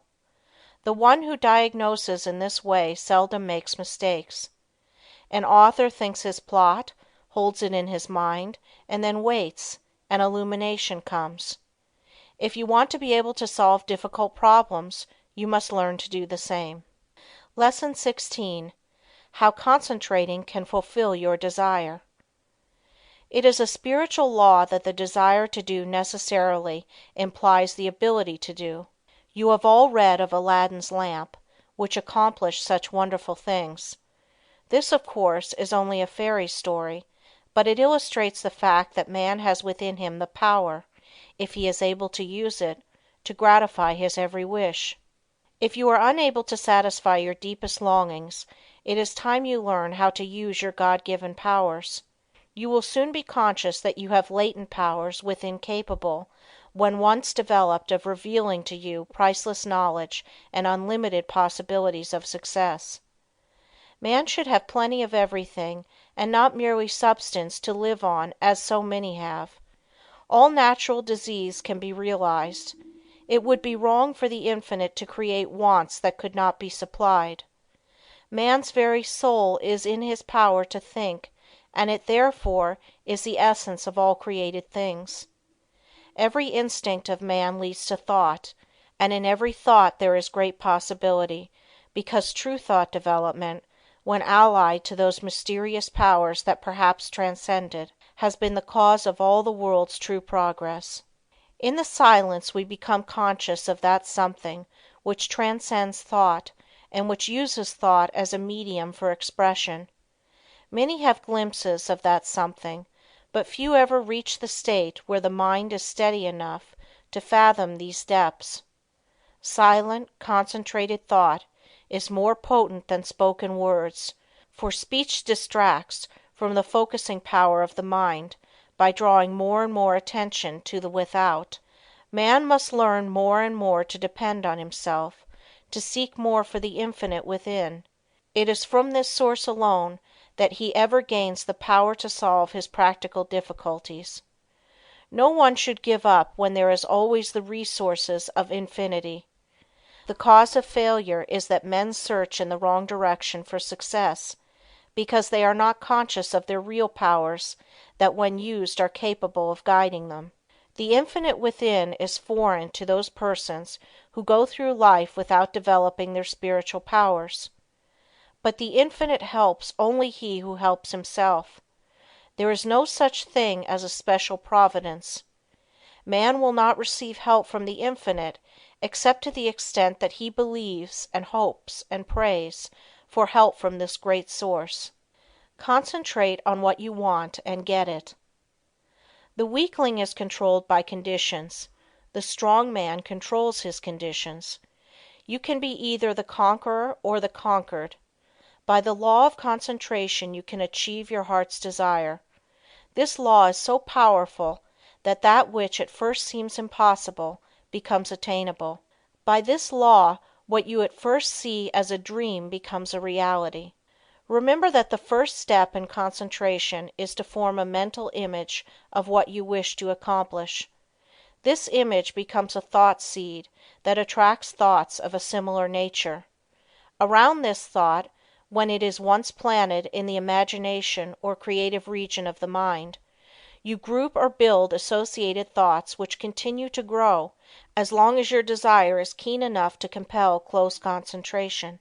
Form the habit of thinking of something you wish to accomplish for 5 minutes each day. Shut every other thought out of consciousness. Be confident that you will succeed.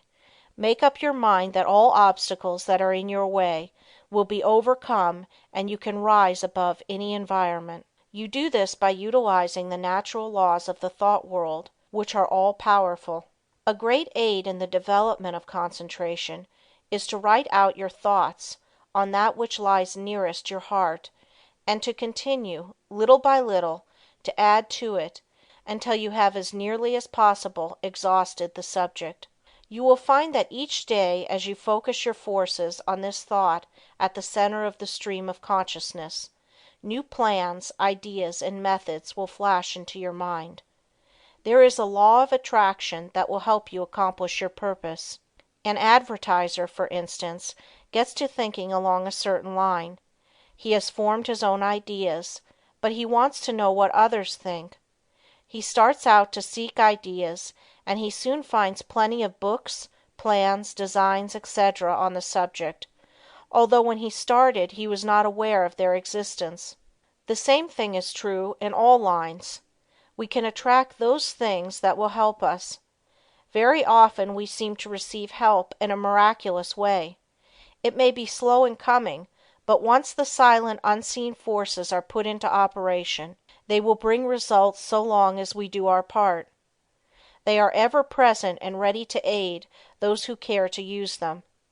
By forming a strong mental image of your desire, you plant the thought seed, which begins working in your interest, and in time, that desire, if in harmony with your higher nature, will materialize. It may seem that it would be unnecessary to caution you to concentrate only upon achievement that will be good for you and work no harm to another, but there are many who forget others and their rights in their anxiety to achieve success.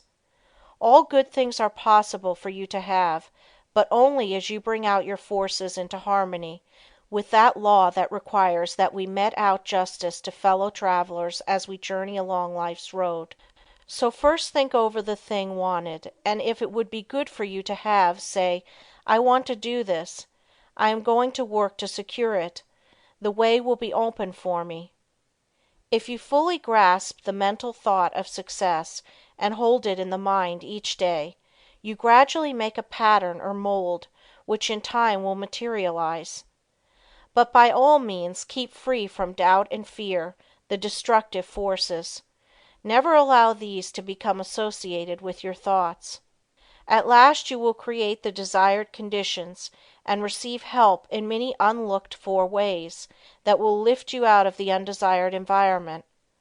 Life will then seem very different to you, for you will have found happiness through awakening within yourself the power to become the master of circumstances instead of their slave. To the beginner in this line of thought, some of the things stated in this book may sound strange, even absurd, but instead of condemning them, give them a trial. You will find they work out. The inventor has to work out his idea mentally before he produces it materially. The architect first sees the mental picture of the house he is to plan, and from this works out the one we see. Every object, every enterprise, must first be mentally created.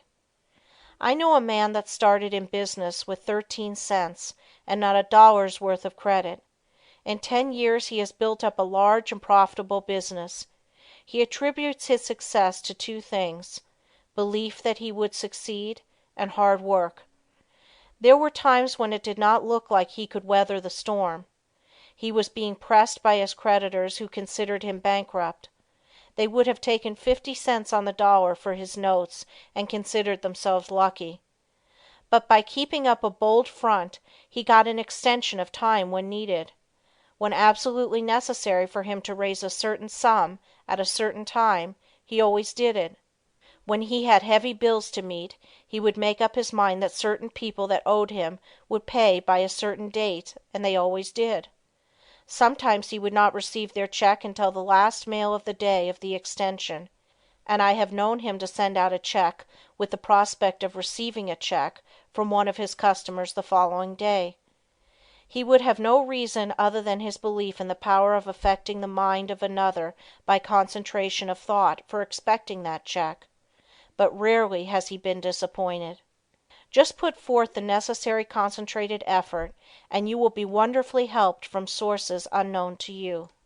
Remember the mystical words of Jesus, the Master: "Whatsoever thing ye desire when ye pray, pray as if ye had already received, and ye shall have." End Lesson 16. Love this kind of content? Subscribe to hear more powerful audiobooks every week. Lessons 17 and 18 of the Power of Concentration. Lesson 17. Ideals Developed by Concentration. Through our paltry stir and strife glows the wished ideal, and longing molds in clay what life carves in the marble real. Lowell. We often hear people spoken of as idealists. The fact is we are all idealists to a certain extent, and upon the ideals we picture depends our ultimate success. You must have the mental image if you are to produce the material thing. Everything is first created in the mind. When you control your thoughts, you become a creator.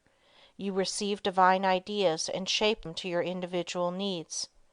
All things of this world are to you just what you think they are. Your happiness and success depend upon your ideals. You are responsible for every condition you go through, either consciously or unconsciously. The next step you take determines the succeeding step. Remember this, it is a valuable lesson. By concentrating on each step as you go along, you can save a lot of waste steps and will be able to choose a straight path instead of a roundabout road. Concentrate your ideals and they will become material actualities. Through concentration we work out our ideals in physical life. Your future depends upon the ideals you are forming now. Your past ideals are determining your present. Therefore, if you want a bright future, you must begin to prepare for it today. If persons could only realize that they can only injure themselves, that when they are apparently injuring others they are really injuring themselves, what a different world this would be. We say a man is as changeable as the weather. What is meant is his ideals change. Every time you change your ideal, you think differently. You become like a rudderless boat on an ocean. Therefore, realize the importance of holding to your ideal until it becomes a reality. You get up in the morning determined that nothing will make you lose your temper. This is your ideal of a person of real strength and poise. Something takes place that upsets you completely, and you lose your temper. For the time being, you forget your ideal. If you had just thought a second of what a well-poised person implies, you would not have become angry. You lose your poise when you forget your ideal. Each time we allow our ideals to be shattered, we also weaken our willpower. Holding to your ideals develops willpower. Don't forget this. Why do so many men fail? Because they don't hold to their ideal until it becomes a mental habit. When they concentrate on it, to the exclusion of all other things, it becomes a reality. I am that which I think myself to be. Ideals are reflected to us from the unseen spirit. The laws of matter and spirit are not the same.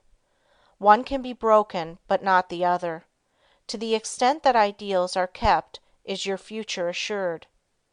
It was never intended that man should suffer. He has brought it upon himself by disobeying the laws of nature.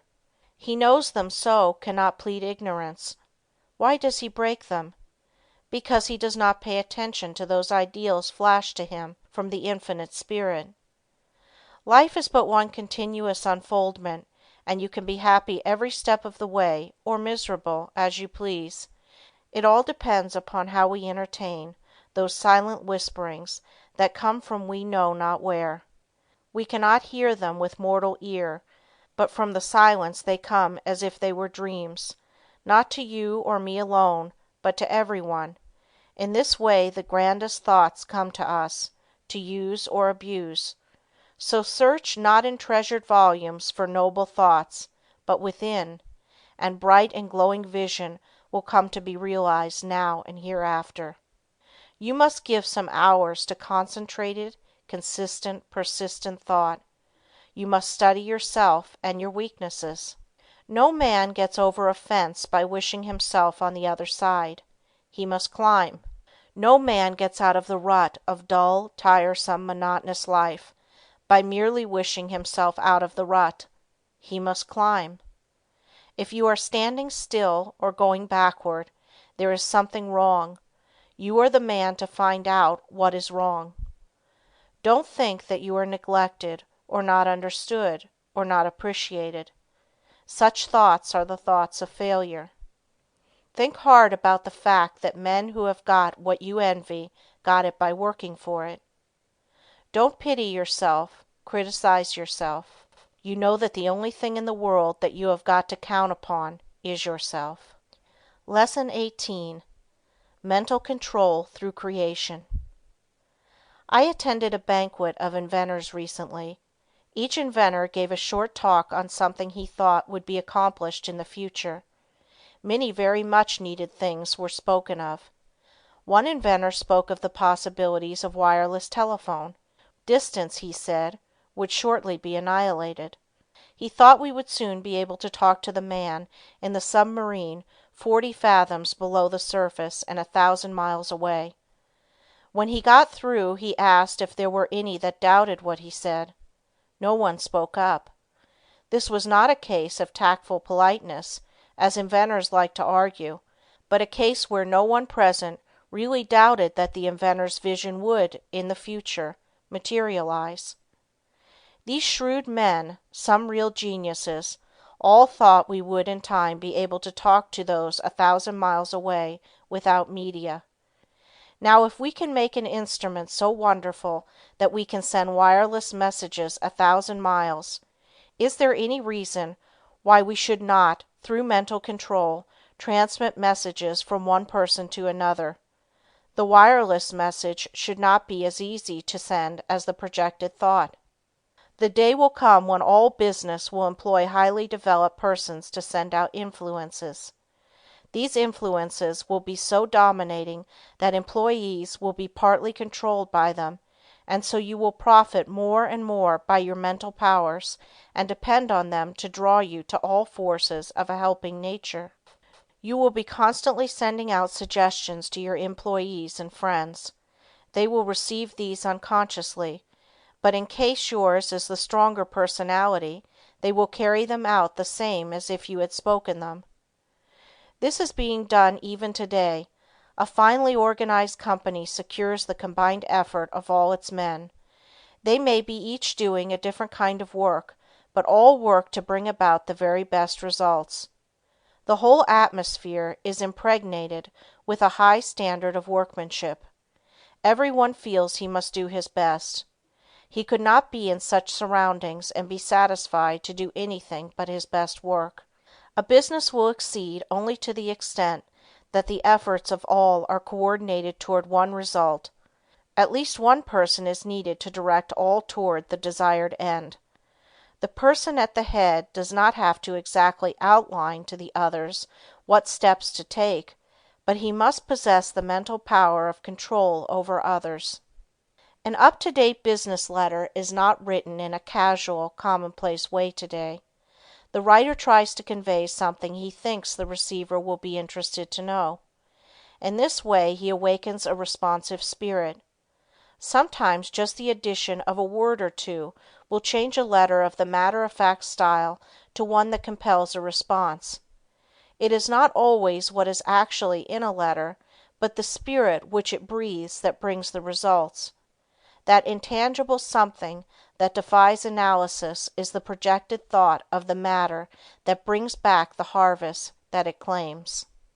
But we should not always claim success for ourselves only. If you are anxious that some friend or relative should succeed, think of this person as becoming successful. Picture him in the position you would like to see him in.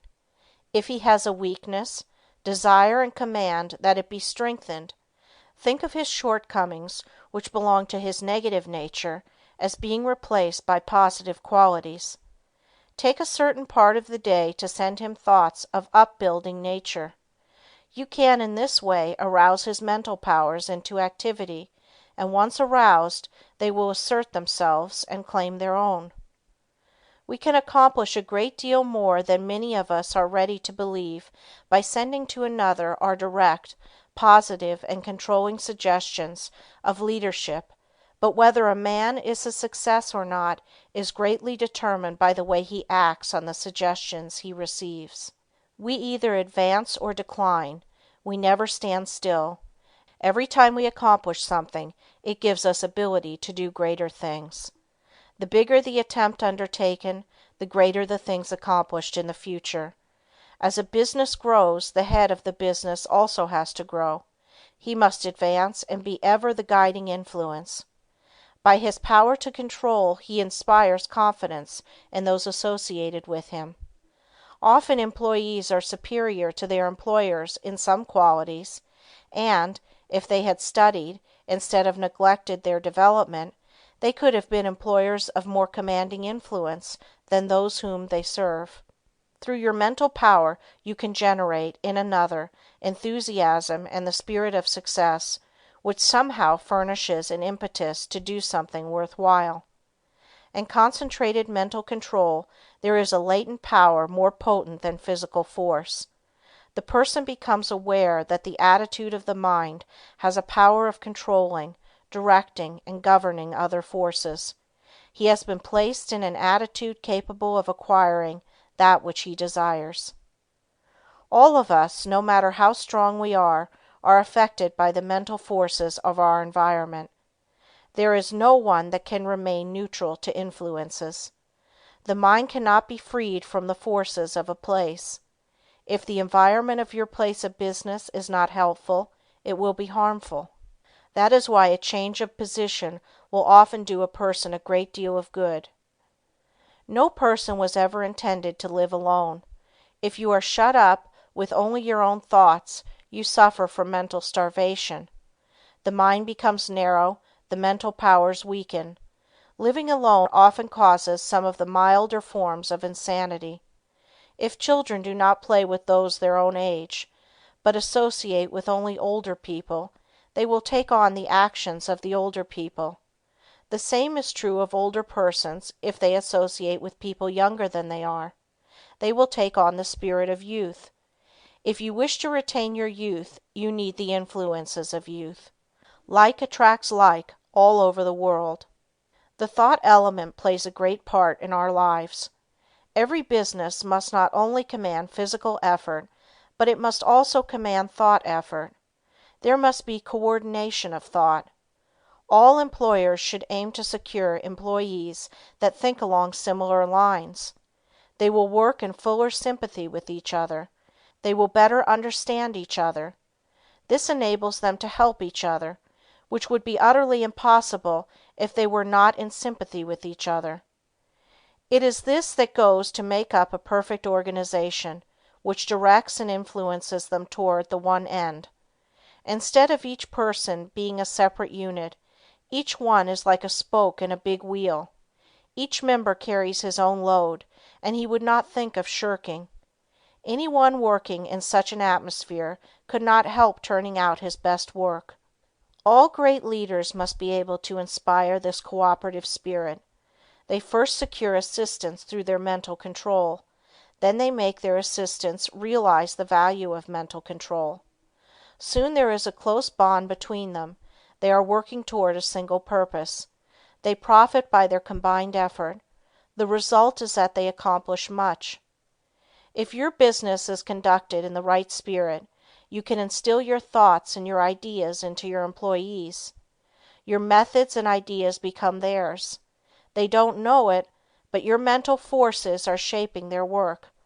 They are just as certain to produce results as any physical force in nature.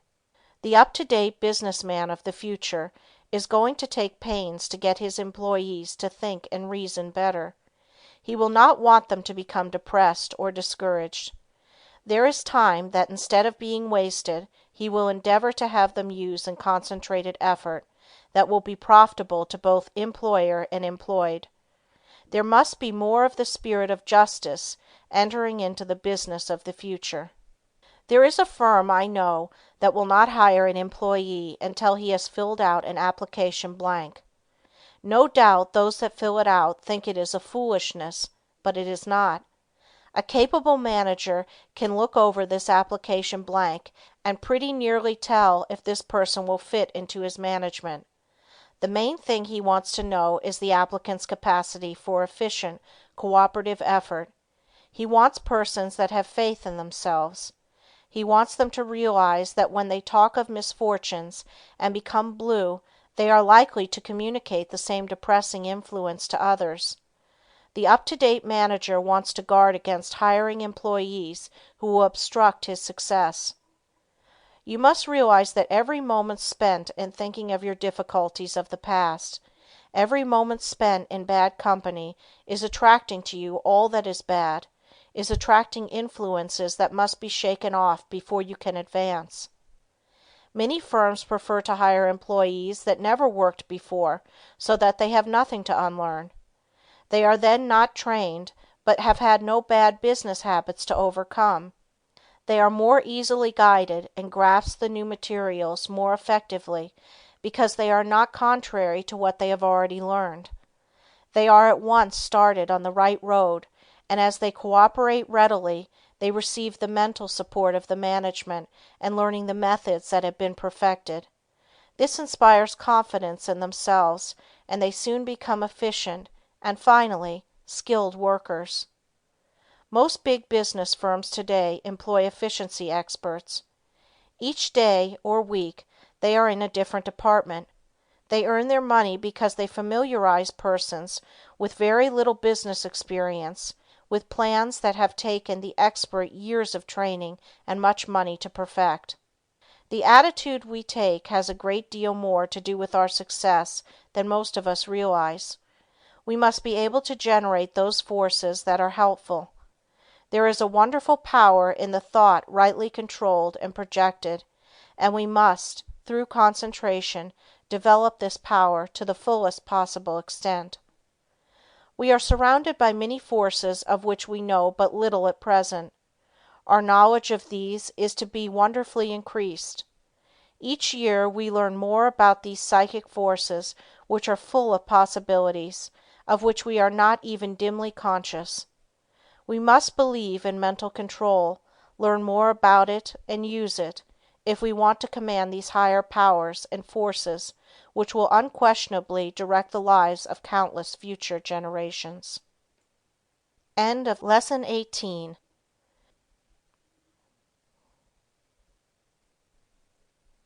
If you enjoyed timeless wisdom like this, consider subscribing for more audiobooks just like it.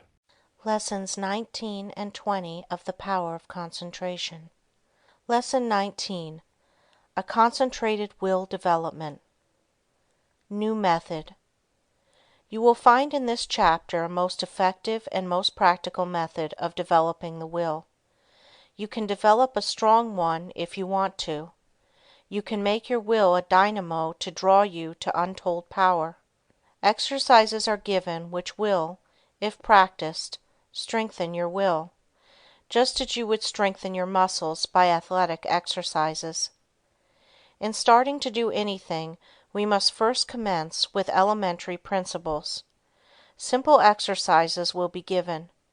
It is impossible to estimate the ultimate good to be derived from the mental cultivation that comes through these attempts at concentration.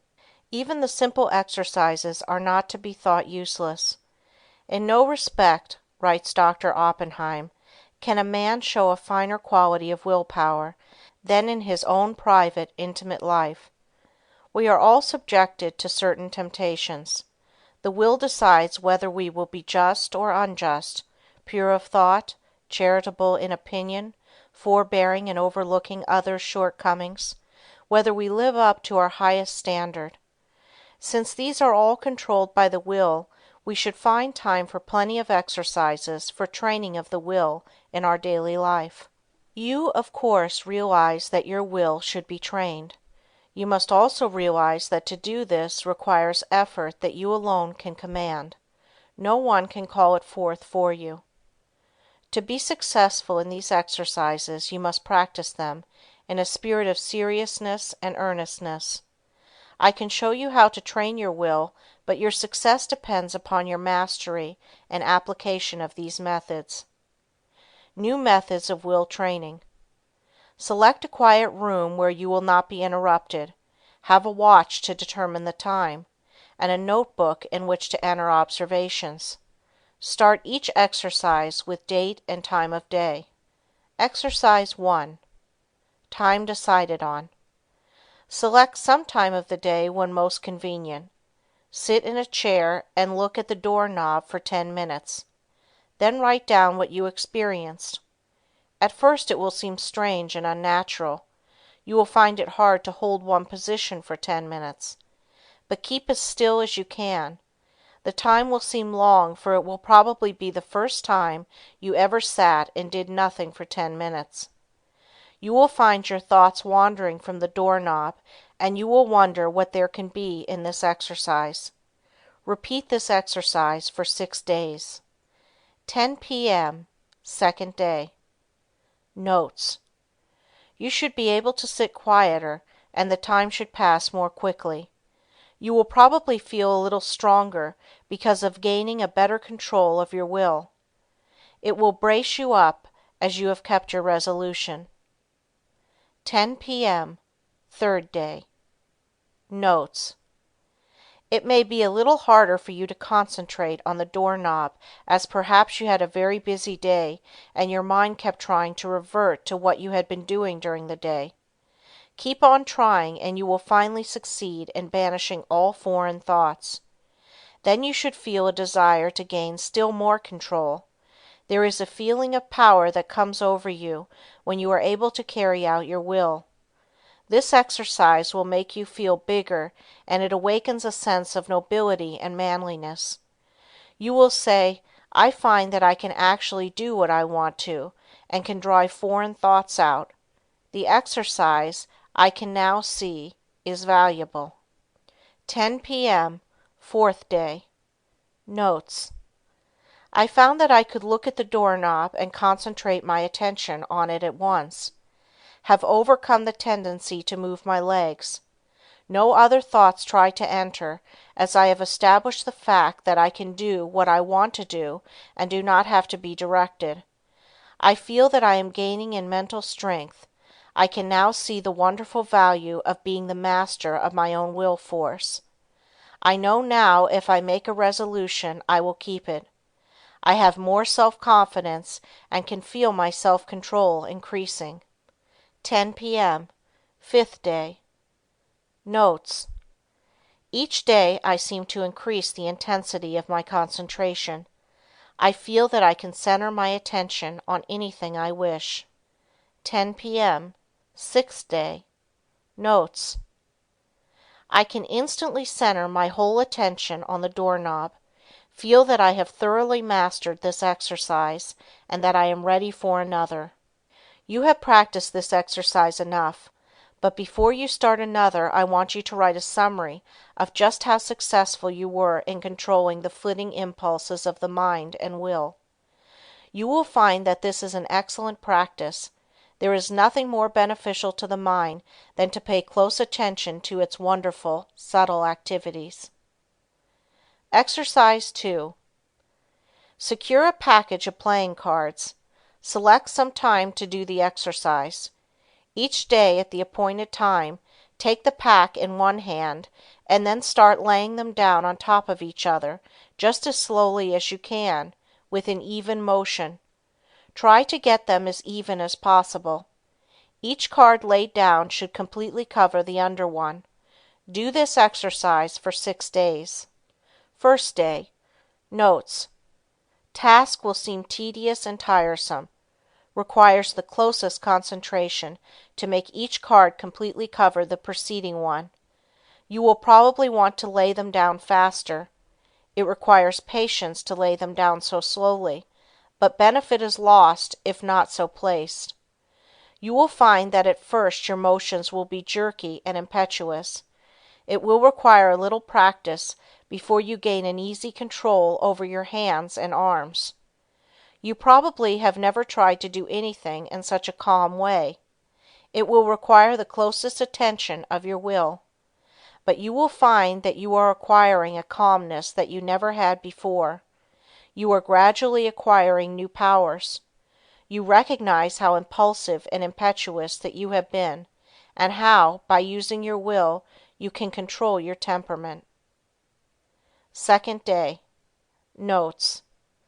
You start laying the cards down slowly. You will find that by practice you can lay them down much faster. But you want to lay them down slowly, and therefore you have to watch yourself. The slow, steady movement is wearisome, but you have to conquer the desire of wanting to hurry up. Soon you will find that you can go slowly or fast at will. Third day. Notes. You still find it hard to go slowly. Your will urges you to go faster. This is especially true if you are impulsive, as the impulsive character finds it very difficult to do anything slowly and deliberately. It goes against the grain. This exercise still is tiresome, but when you do it, it braces you up mentally. You are accomplishing something you do not like to do. It teaches you how to concentrate on disagreeable tasks. Writing these notes down you will find very helpful. Fourth day. Notes. I find that I am beginning to place the cards in a mathematical way. I find one card is not completely covering another. I am getting a little careless and must be more careful. I command my will to concentrate more. It does not seem so hard to bring it under control. Fifth day. Notes. I find that I am overcoming my jerky movements, that I can lay the cards down slowly and steadily. I feel that I am rapidly gaining more poise. I am getting better control over my will each day, and my will completely controls my movements. I begin to look on my will as a great governing power. I would not think of parting with the knowledge of will I have gained. I find it is a good exercise and know it will help me to accomplish my tasks. Sixth day. Notes. I begin to feel the wonderful possibilities of the will. It gives me strength to think of the power of will. I am able to do so much more and better work now that I realize that I can control my will action. Whatever my task, my will is concentrated on it. I am to keep my will centered there until the task is finished. The more closely and definitely I determine what I shall do, the more easily the will carries it out. Determination imparts compelling force to the will. It exerts itself more. The will and the end act and react on each other. Seventh day. Notes. Now try to do everything you do today faster. Don't hurry or become nervous. Just try to do everything faster, but in a steady manner.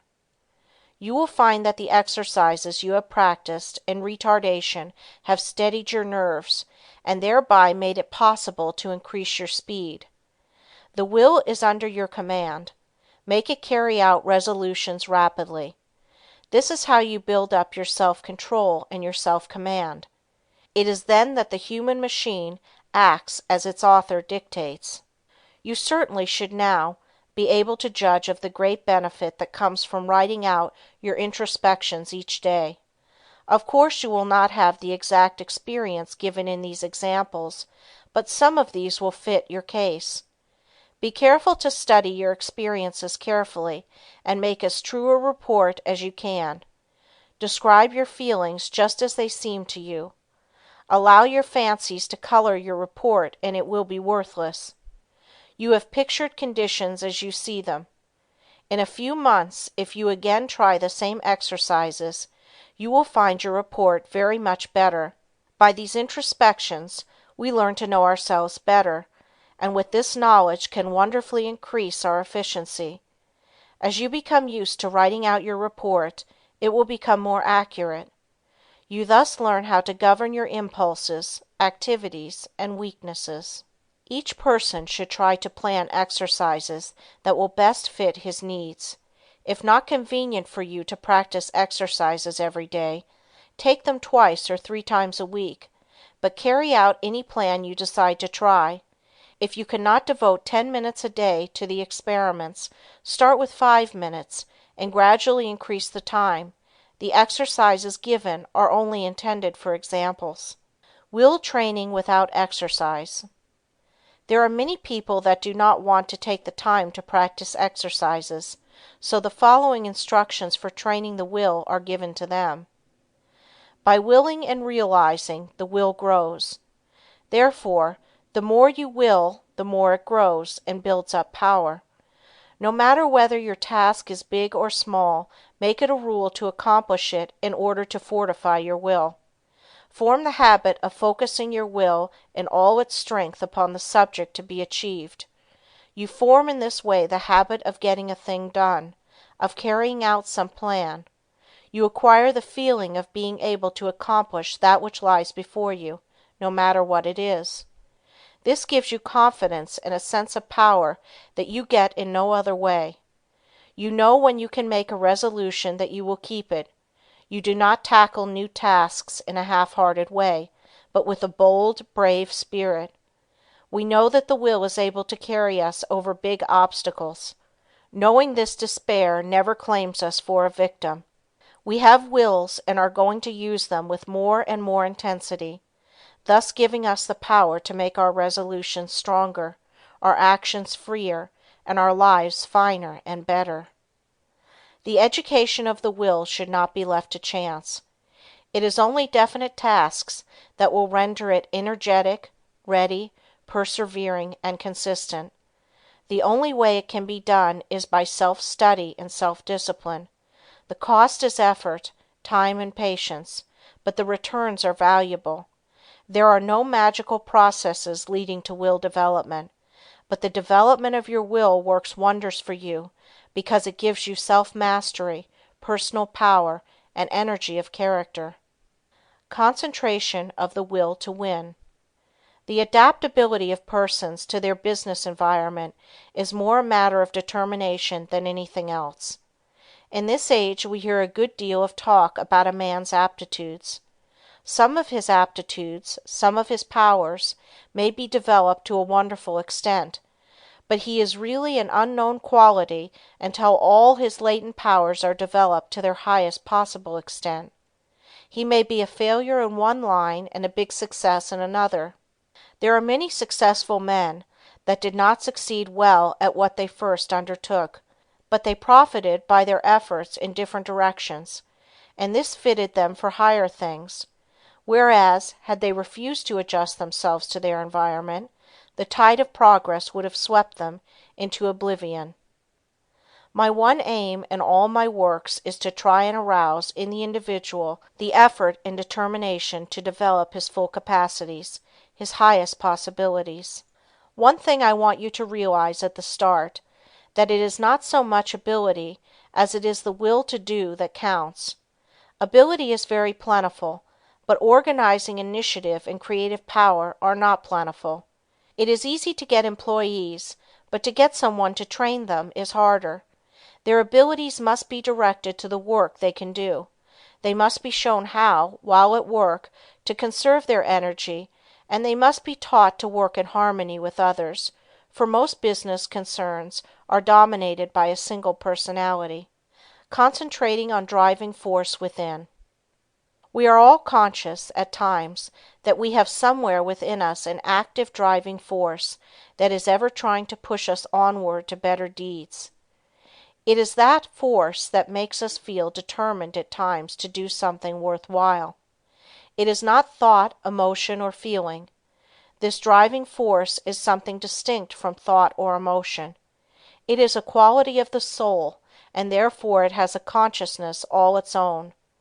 It is the I will do of the will. It is the force that makes the will concentrate. Many have felt this force working within them, driving them on to accomplish their tasks. All great men and women become conscious that this supreme and powerful force is their ally in carrying out great resolutions. This driving force is within all, but until you reach a certain stage you do not become aware of it. It is most useful to the worthy. It springs up naturally without any thought of training. It comes unprovoked and leaves unnoticed. Just what this force is we do not know, but we do know that it is what intensifies the will in demanding just and harmonious action. The ordinary human being, merely as merchandise, if he could be sold as a slave, would be worth $10,000. If somebody gave you a $5,000 automobile, you would take very good care of it. You wouldn't put sand in the carburetor, or mix water with the gasoline, or drive it furiously over rough roads, or leave it out to freeze at night. Are you quite sure that you take care of your own body, your own health, your own real property, as well as you would take care of a $5,000 automobile if it were given to you? The man who mixes whiskey with his blood is more foolish than a man would be if he mixed water with gasoline in his car. You can get another car, you cannot get another body. The man who misses sleep lives irregularly, bolts his food so that his blood supply is imperfect. That is a foolish man, treating himself as he would not treat any other valuable piece of property. Do you try to talk with men and women who know more than you do, and do you listen rather than try to tell them what you know? There are 100,000 men of 50 and men of 60 running along in the old rut, any one of whom could get out of it and be counted among the successful men if only the spark could be found to explode the energy within them now going to waste. Each man must study and solve his own problem. Lesson 20. Concentration Reviewed. In bringing this book to a close, I again want to impress you with the inestimable value of concentration, because those that lack this great power, or rather, that fail to develop it, will generally suffer from poverty and unhappiness, and their life's work will most often be a failure, while those that develop and use it will make the most of their life's opportunities. I have tried to make these lessons practical, and I am sure that many will find them so. Of course, the mere reading of them will not do you a great deal of good, but if the exercises are practiced and worked out and applied to your own individual case, you should be able to acquire the habit of concentration in such measure as to greatly improve your work and increase your happiness. But remember, the best instruction can only help you to the extent to which you put it into practice. I have found it an excellent idea to read a book through first, and then reread it, and when you come to an idea that appeals to you, stop and think about it. Then, if applicable to you, Repeat it over and over, that you will be impressed by it. In this way, you can form the habit of picking out all the good things you read, and these will have a wonderful influence on your character. In this closing chapter, I want to impress you to concentrate on what you do, instead of performing most of your work unconsciously or automatically, until you have formed habits that give you the mastery of your work and your life powers and forces. Very often, the hardest part of work is thinking about it. When you get right into it, it does not seem so disagreeable. This is the experience of many when they first commence to learn how to concentrate. So never think it a difficult task, but undertake it with the I will spirit, and you will find that its acquirement will be as easy as its application will be useful. Read the life of any great man, and you will generally find that the dominant quality that made him successful was the ability to concentrate. Study those that have been failures, and you will often find that the lack of concentration was the cause. One thing at a time, and that done well, is a good rule, as I can tell. All men are not born with equal powers, but it is the way they are used that counts. Opportunity knocks at every man's door. Those that are successful hear the knock and grasp the chance. The failures believe that luck and circumstances are against them. They always blame someone else instead of themselves for their lack of success. We get what is coming to us, nothing more or less. Anything within the universe is within your grasp. Just use your latent powers and it is yours. You are aided by both visible and invisible forces when you concentrate on either to do or to be. Everyone is capable of some concentration, for without it you would be unable to say or do anything. People differ in the power to concentrate because some are unable to will, to hold the thought in mind for the required time. The amount of determination used determines who has the strongest will. No one's is stronger than yours. Think of this whenever you go against a strong opponent. Never say, I can't concentrate today. You can do it just the minute you say, I will. You can keep your thoughts from straying, just the same as you can control your arms. When once you realize this fact, you can train the will to concentrate on anything you wish. If it wanders, it is your fault. You are not utilizing your will. But don't blame it on your will and say it is weak. The will is just the same whether you act as if it were weak or as if it were strong. When you act as if your will is strong, you say, I can. When you act as if it were weak, you say, I can't. It requires the same amount of effort in each case. Some men get in the habit of thinking I can't and they fail. Others think I can and succeed. So remember, it is for you to decide whether you will join the army of I can't or I can. The big mistake with so many is that they don't realize that when they say I can't, they really say I won't try. You cannot tell what you can do until you try. Can't means you will not try. Never say you cannot concentrate, for when you do, you are really saying that you refuse to try. Whenever you feel like saying I can't, say instead, I possess all will and I can use as much as I wish. You only use as much as you have trained yourself to use. An experiment to try. Before going to bed tonight, repeat, I am going to choose my own thoughts and to hold them as long as I choose. I am going to shut out all thoughts that weaken or interfere, that make me timid. My will is as strong as anyone else. While going to work the next morning, repeat this over. Keep this up for a month and you will find you will have a better opinion of yourself. These are the factors that make you a success. Hold fast to them always. Concentration is nothing but willing to do a certain thing. All foreign thoughts can be kept out by willing that they stay out. You cannot realize your possibilities until you commence to direct your mind. You then do consciously what you have before done unconsciously. In this way you note mistakes, overcome bad habits, and perfect your conduct. You have at times been in a position that required courage, and you were surprised at the amount you showed. Now, when once you arouse yourself, you have this courage all the time, and it is not necessary to have a special occasion reveal it to you. My object in so strongly impressing this on your mind is to make you aware that the same courage, the same determination that you show at certain exceptional times, you have at your command at all times. It is a part of your vast resources. Use it often and well in working out the highest destiny of which you are capable. Final concentration instruction. You now realize that, in order to make your life worthy, useful, and happy, you must concentrate. A number of exercises and all the needed instruction has been given. It now remains for you to form the highest ideal that you can in the present and live up to that ideal and try to raise it. Don't waste your time in foolish reading. Select something that is inspiring, that you may become in rapport with those that think thoughts that are worthwhile. Their enthusiasm will inspire and enlighten you.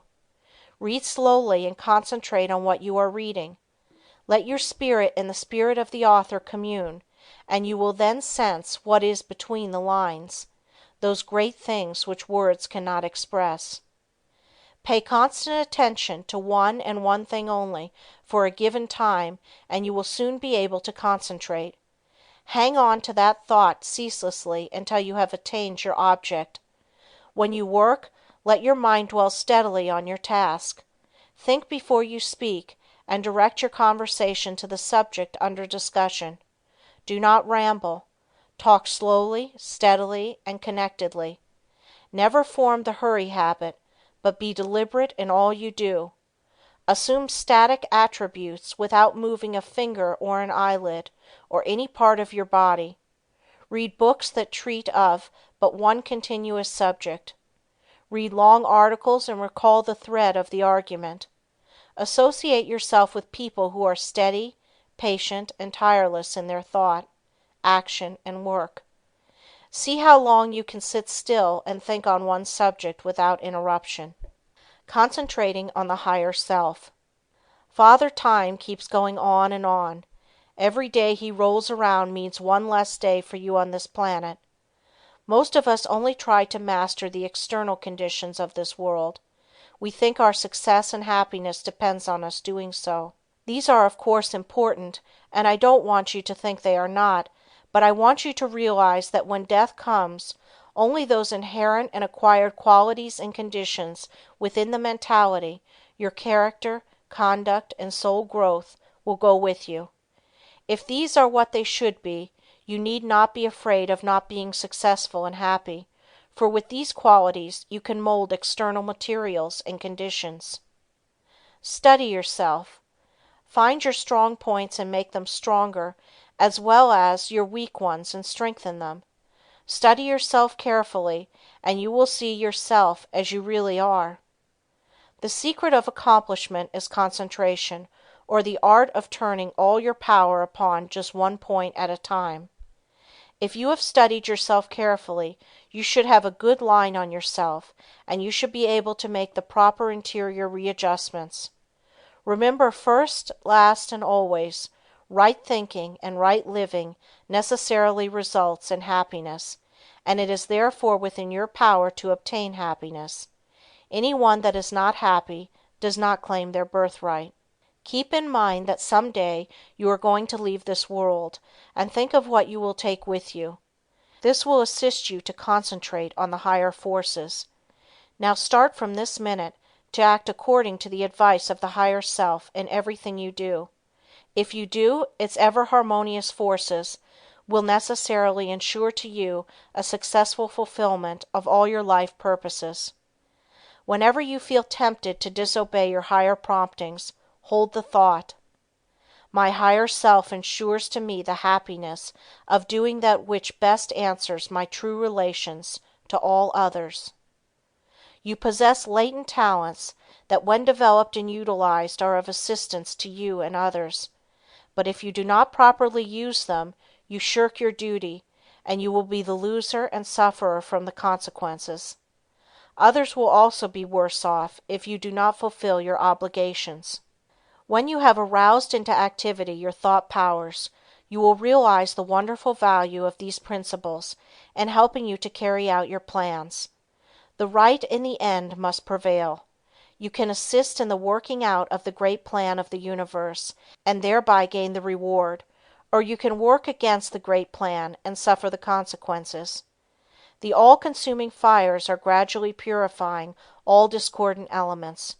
If you choose to work contrary to the law, you will burn in its crucible, so I want you to learn to concentrate intelligently on becoming in harmony with your higher self. Hold the thought: I will live for my best. I seek wisdom, self-knowledge, happiness, and power to help others. I act from the higher self, therefore only the best can come to me. The more we become conscious of the presence of the higher self, the more we should try to become a true representative of the human soul in all its wholeness and holiness, instead of wasting our time dwelling on some trifling external quality or defect. We should try to secure a true conception of what we really are so as not to overvalue the external furnishings. You will then not surrender your dignity or self-respect when others ignorantly make a display of material things to show off. Only the person that realizes that he is a permanent being knows what the true self is. End of The Power of Concentration by Theron Q. Dumont. This recording is in the public domain.